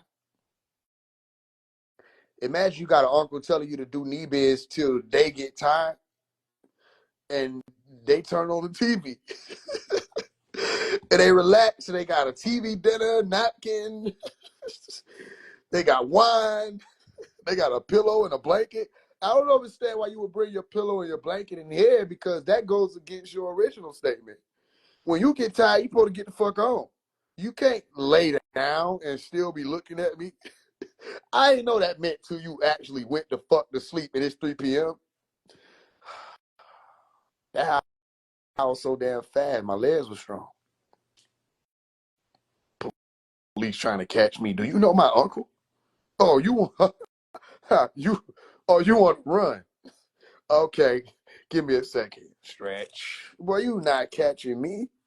You not catching me. Did you not know I had Hitler for an uncle? You're not catching me. It's over, twin. throw it. That shit used to get on my nerves. His voice was different. It went, he go my annoying uncle ass voice. Then I had the more older uncle who was like 8 years older than my mom, I think. Then my younger uncle, 10 years younger than my mom. So he was young. He was like how he was. He was still in high school when I was like 5. So my older uncle sounded like this when he talked. Oh, Maury, come in here, oh, Maury. I'm like, oh, shit. Did you do this, Omari? I'm like, you don't gotta say my name so many times to it. But yes. Okay. You know what you just did? I already know what I just did, but he gotta be theatrical and shit. You just earned yourself a round trip ticket to Bend City. I'm like, bro, I hate this man, boy. He don't gotta talk like this. Why the fuck you just can't talk normal, old ass nigga? I love him to death. I hated his ass. You just earned yourself a round trip ticket to Bend City. Assume the position. And I'm like, boy, what the fuck? Like, I hated that shit, boy. Then assume the position mean you gotta literally face the TV. And they TV is not even facing them. So you're in front of them facing right, which is the direction of the TV, and the couch is facing the wall. So it's just a weird ass setup where it's like you like in the fucking military and they say about face. And then don't let multiple ones of us get in trouble because we really do look like we're in the military doing squats and push-ups and shit. And there was a lot of us, so we used to get in trouble together sometimes. Niggas say assume the position. So I got bold one day. I was 12. Right? I had to be 12 or 11, one of them, but I was bold. I said, you know what, this is the day. I'm tired of this shit. So he said, assume the position. So I started to assume the position. Knee bends. That's how you got to begin. No, he used to literally say begin. Begin. So I squat, stand up. That's basically what knee bends are, by the way. For y'all, like knee bends, what are knee bends? For y'all who think like carts and stuff, suburban people. Knee bends was you squat, then you stand up, right? Do that 100 times in a row, then come tell me how you feel. And then now you're ready to start. So you squat, then you stand up. Then you squat, then you stand up. Sometimes you didn't even know what's going on, right? Because you were playing outside. You come in and just see one of your fellow siblings, and all they doing is squatting and standing up. And there ain't even no adult around sometimes. So you already know they're in trouble. So you just looking and they get mad at you for looking. I'm like, bro, I didn't know you was in trouble. I came to get me some ice water. It's fun outside. What the fuck did you do?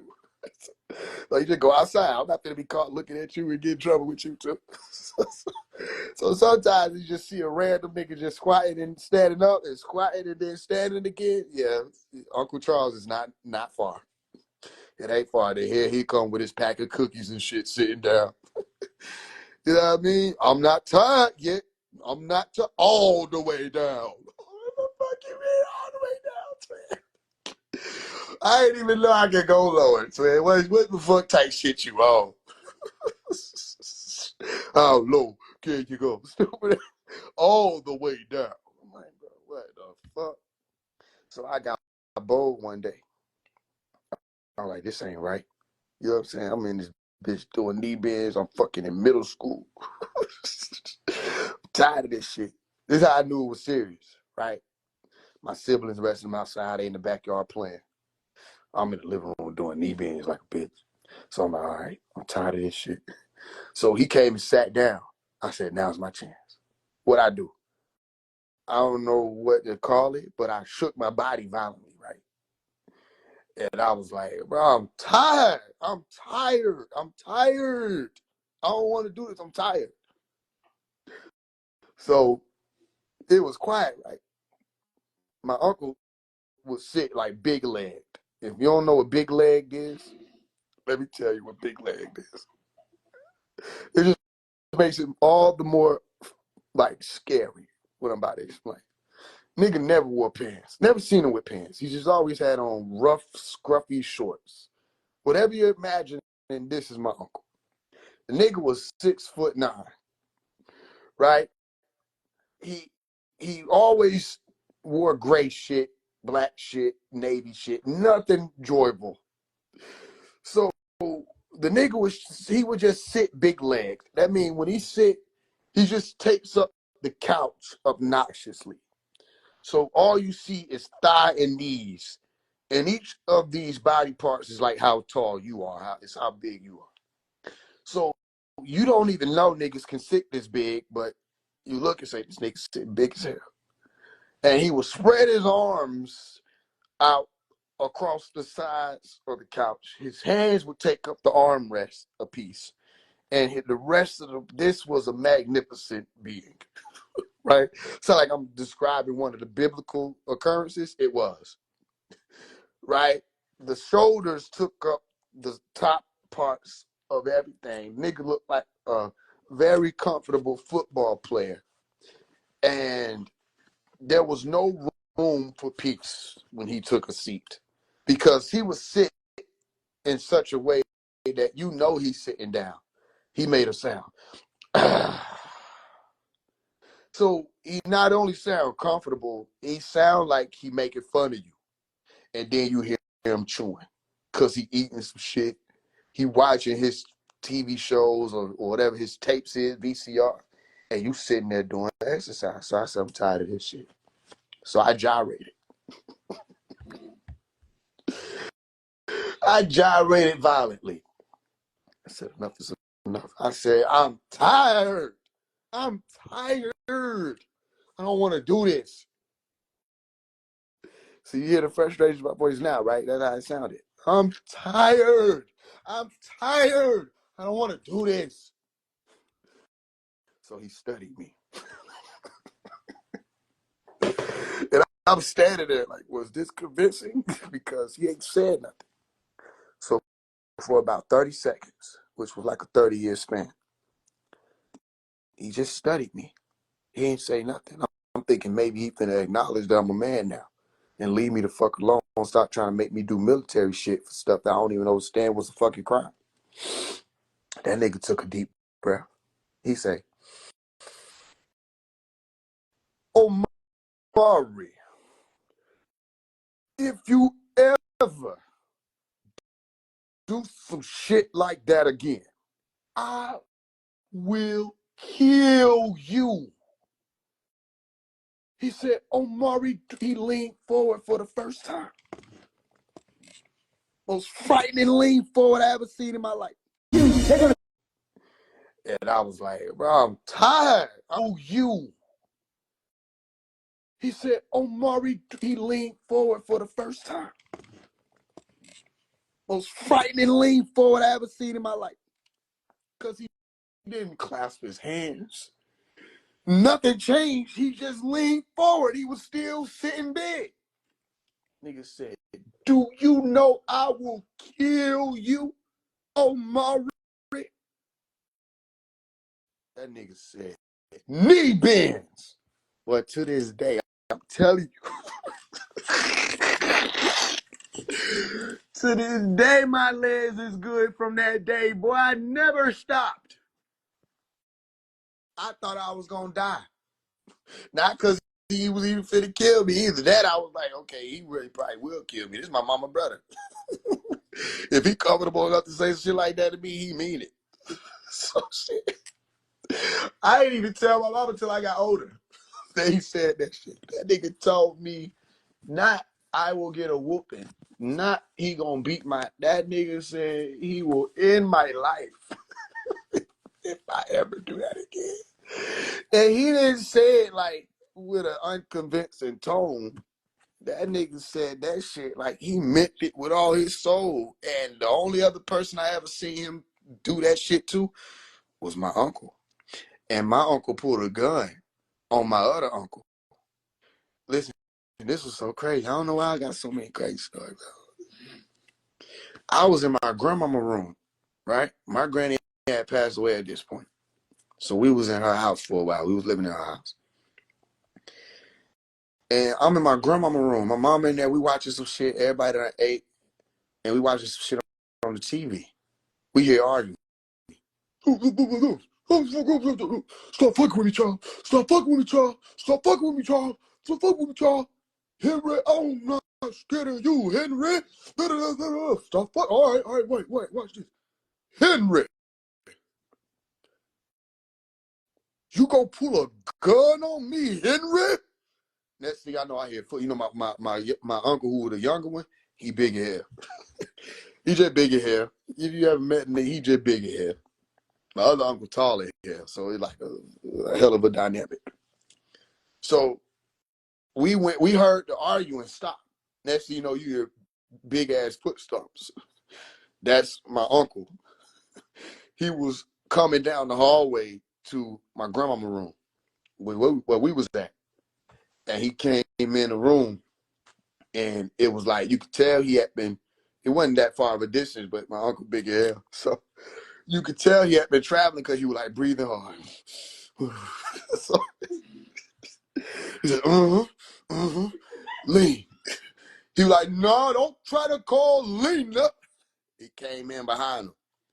Listen, my uncle already big as hell, right? And then my other uncle tall and big as hell. So you can imagine like the breadth and the width and girth, if that's the appropriate word, for my uncle finger. And he put it to the nigga temple, right? And was pressing that nigga head up against the wall. All I kept hearing was, you know what I'm saying? Shit sounded like the beginning of an epic movie. That's every time he was making this point. And everything he said, Henry, do you think I'm scared of a motherfucking pistol? Henry, I will kill you. I ain't never heard my other uncle voice so soft and polite. All right, Charles. Okay, Charles. Okay, Charles. Charles. Charles. Okay, Charles. Okay, Charles. I hear you, Charles. It's me, Charles. Henry, you will be killed dead. Oh, I didn't know you. That's the first time I ever heard a nigga apply that shit effectively. When niggas say you kill you dead, he told him that he would be killed dead. Like, I thought when you killed the nigga, they was dead. No, there are degrees. I experienced it. Nigga said, you will be killed dead. I'm not scared of no motherfucking pistol. Henry, do you know I will kill? He kept asking him. So I think Henry knew because he was like, Charles, listen, Charles, listen. Boy, I don't know what the fuck would have possessed my uncle to pull a gun on my uncle. I don't know. But he ain't never did nothing near that. They were the best of friends, and if you want to call it that, because it just seemed like a fucking tyrant and a compliant, but they was the best of friends. I ain't never heard them niggas argue since then, and I grew up. Them niggas ain't never argued since. That nigga pulled a gun. That was his last. He told his ass in 4K audio to my ears, he will kill him dead. And my Umi, I'm looking at my Umi like she gonna get in there. I feel like one of the referees on wrestling. Someone got to get in there and stop this thing. I looked at my mama. She was just still eating the Popeyes. She didn't do shit but just look. And she gave me a quick look like, you better not say shit. Because I was the fucking outspoken person and shit. Boy, I'm the one who would have stood up. This isn't right. Next thing you know, my head hit the wall. Oh, Maury, do you know? Boy, I witnessed some crazy shit in my lifetime. That was crazy as hell. Shit, boy. Who got fighting uncles? Them were the days. Fighting uncles? Oh, that was serious. That was serious. Then you got the cousin. Boy, some crazy shit. Henry, I ain't scared of no pistol. That's how he said it.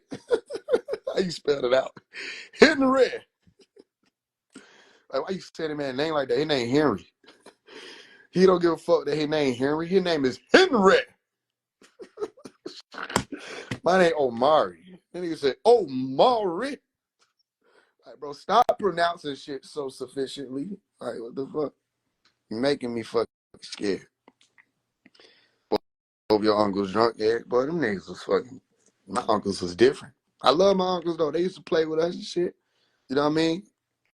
My uncle used to play like, the big Henry, that nigga, my Uncle Charles. He used to like fight us and shit. Like, mean, like, I used to think we was taking him down. Now I'm older, I realized, damn, we could never take that big ass nigga down. He used to let us take him down. You know what I mean? Or he'll do stuff like come in and just give us cookies and shit. Or just give us snacks. Y'all want some of these? Yay! Fucking vanilla wafers and shit. So everybody did their thing. And our other uncle used to let us play the game and shit.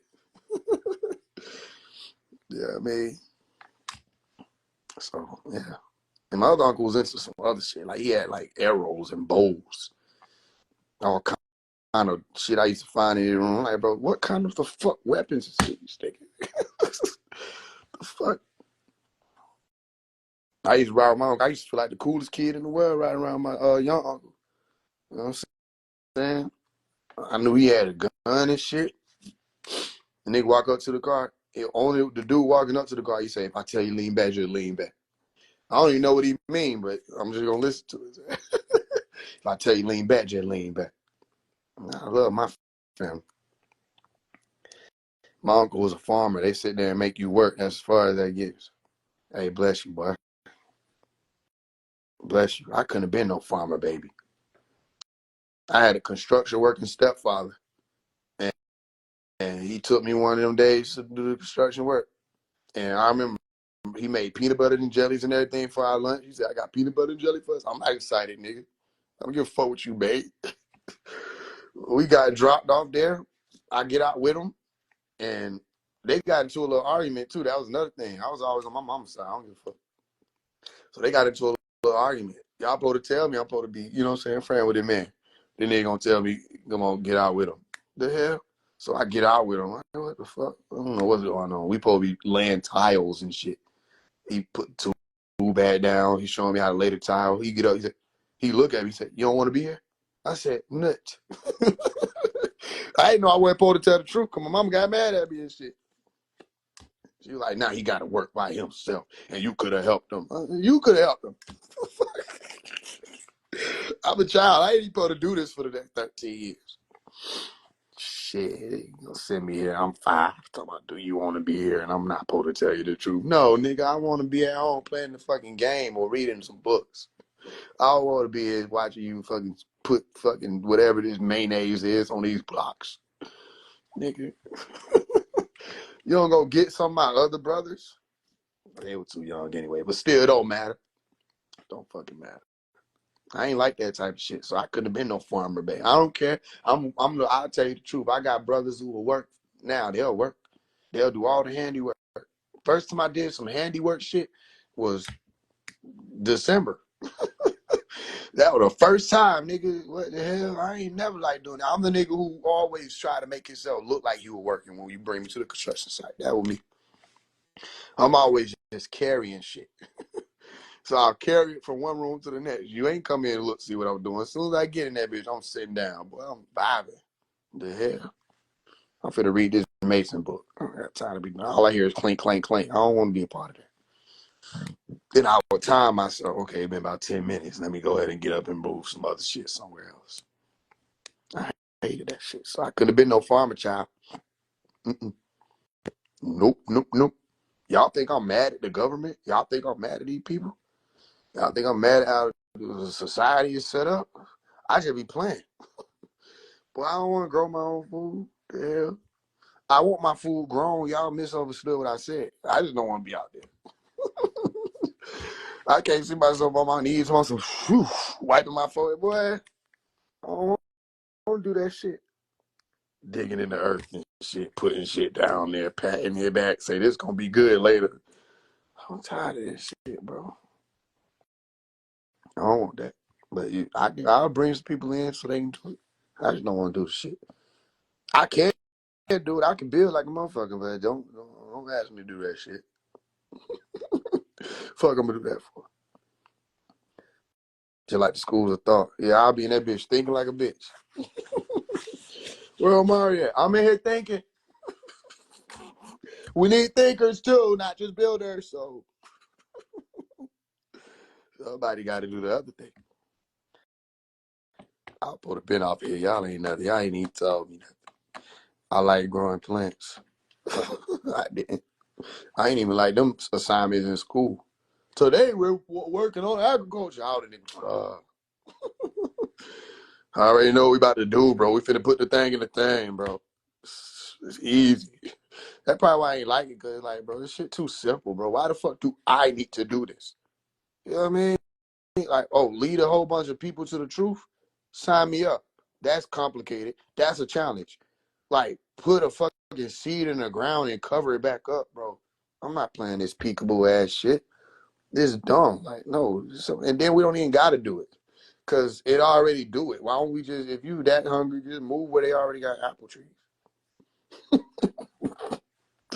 Like I said, don't call me for that shit. It's other people on here that y'all need to get in touch with when it's time to survive. But best believe I got non-perishables ready. Best believe it. Y'all gonna be out there growing like a bitch, planting like a bitch. I'm gonna come out there with some cheeses. Hey, I fuck with what y'all doing. That's some real nigga shit what y'all doing. To me, that was a time that we ain't in. Yeah, I'm not with that. Don't bring me to no damn garden, nigga. Asking me to plant. If it's a garden, why the fuck I need to plant? It should already be the fuck plants out here. See, you ain't think about that, did you? That's why we need thinkers. I'm trying to tell you something. Y'all be standing out there like, damn, that sure is true. Roll back, Obi. I was just telling these folks why they do not need to bring me to no garden. Talking about I need to plant. I'm not with that shit. Tell these folks I wasn't with that construction work shit when I was growing up. I ain't like it. No. Things have had to change. We can't let it stay the same. Nah, bro. My stepdad asked me, do I want to build and shit, calling me a lot. I'm like, bro, you a Mason. You supposed to know this shit allegorical, bro. Like, chill. Like, relax, twin. It's an allegory, twin. You take this shit too serious. Like, I was with you when we were, like, learning about this shit. Like, you know what I'm saying? But, like, now you going, look, too far to it. Like, you trying to build shit. Like, nigga, you actually laying bricks. Like, bro, you not supposed to do that for real. Like, that's play. Like, they weren't for real. Nigga, you OD. That my stepdad always building some shit.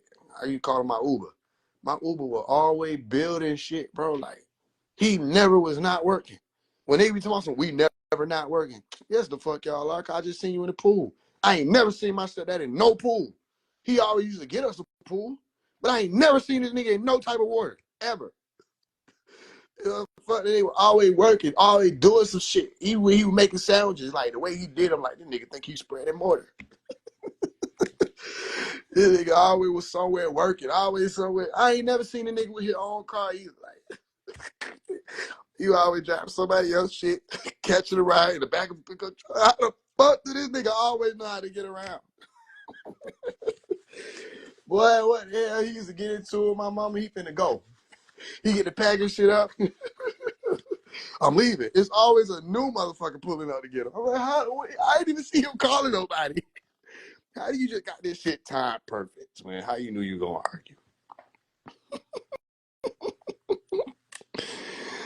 But his ass was always on the move and shit, building shit. Like, I ain't never even seen, and what's so crazy, I never seen nothing he did be finished. Like,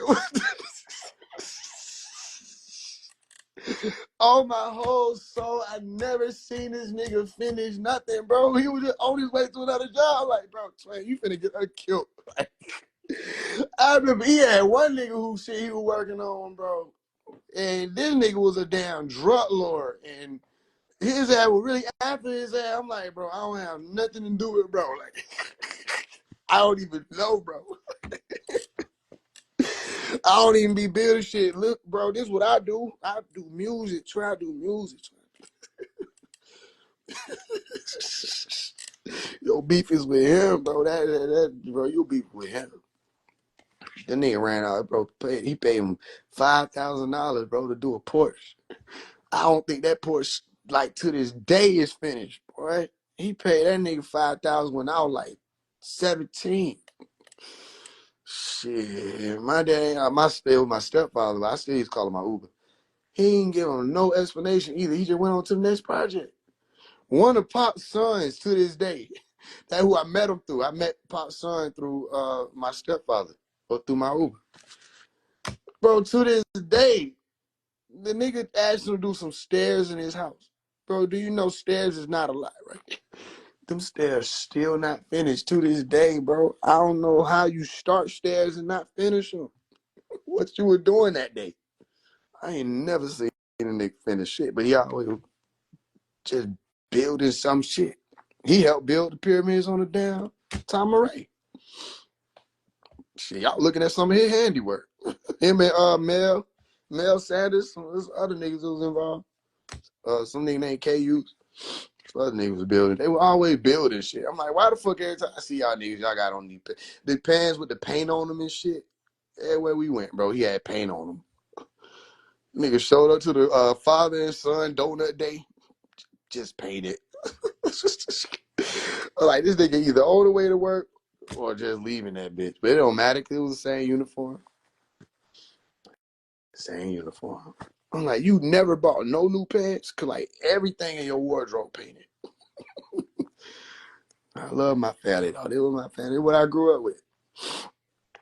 I grew up with that. You know what I'm saying? Now, my other dad was like a fucking unicorn because I ain't know him. So it's like, it was magical to have another, like, well, not my other dad. That's crazy, ain't it? My biological dad, damn, was like a fucking mystical creature. I remember going and having lunch with a nigga one time. That's why I tell you I first realized the nigga eat weird. Because he like eat like up and down like the puppets. I ain't know people do. I was like, where are your teeth? Like in the roof of your mouth? I ain't know niggas did that shit for real. Like, bro, really? And he do it quick. Like, if it wasn't quick, I'd be able to deal with it. But like, he really do eat quick as fuck. Like, and then pop another one. And then he was eating popcorn shrimp. That would make it so crazy. Cause like, this is finger food. So like, you ain't got no choice but to keep popping them bitches. And you ain't even give me time to catch on, bro. Every time and then he asks you a question so quick. So tell me about that. Yeah. Wow. Okay. Well, okay. Oh, yeah, son, let me see you. Wow, you look like me. You know what I'm saying? Okay. Yeah, all right, cool. And then, you know, I remember one time I told him I got in trouble. You got in trouble by who? You're not talking about Lamech. I know, wow. I know you're not talking about Lamech. Omari, my son. You talking about Lamech? Lamech? I said, yeah, he whooped me. He said, man, I fucking hate Lamech. Fuck Lamech. Da da da. He going up, man. He put his hands on you. You don't want to have. You don't want. Niggas sound like DMX sometimes. I promise. He put his hands on you. Wow. Fuck him up. I'll fuck Lamech up. And then what the nigga do? 2 bites later, the nigga say, I love Lamech. He said, I love everybody. I'm just playing. I love everybody. I'm like, this nigga's fucking serial killer. My mother let me go to lunch with a serial killer. I'm like, does she love me? What the hell? That nigga said, I'm just playing. I love everybody. I love Lamech. You know, I just want everybody to grow. You know, we're going through our own things. Everybody. You know? I'm like, what the fuck is wrong with me? You just said you would fuck this man up. Like, you got me amped for no reason. like you were supposed to avenge me, nigga. The hell? Now you love this man. What you got going on there? That shit crazy, man. That shit crazy. I will fuck him up. No, I'm playing. I love him. I love everybody. I love Lamech. That's my brother. All right, bro. I'm scared of my family. I love my family, but I'm scared of my family, bro. You know what I'm saying? My family ain't dysfunctional. My family is dysfunctional. Like, you have to know what function it is. Is this? No, not that one, nigga. This particular one right here. That's the functional that they are. Like, yeah, you fuck around, hit any of them other keys, you fucked up. You got to know which function they are is what I'm trying to explain. You ain't hearing me. I got a dysfunctional family, not dysfunctional. This, as in this particular one. Something wrong with us. Something right with us. I don't know. It's something. There's some other shit. Let me see the toes, ha ha. You can't add ha ha as some freaking shit like that. No. Let me move my keyboard just in case it's a silhouette. Ain't you the one talking about you go put it on the feet? I'm not dealing with y'all today. Not fucking with y'all people. Individuals.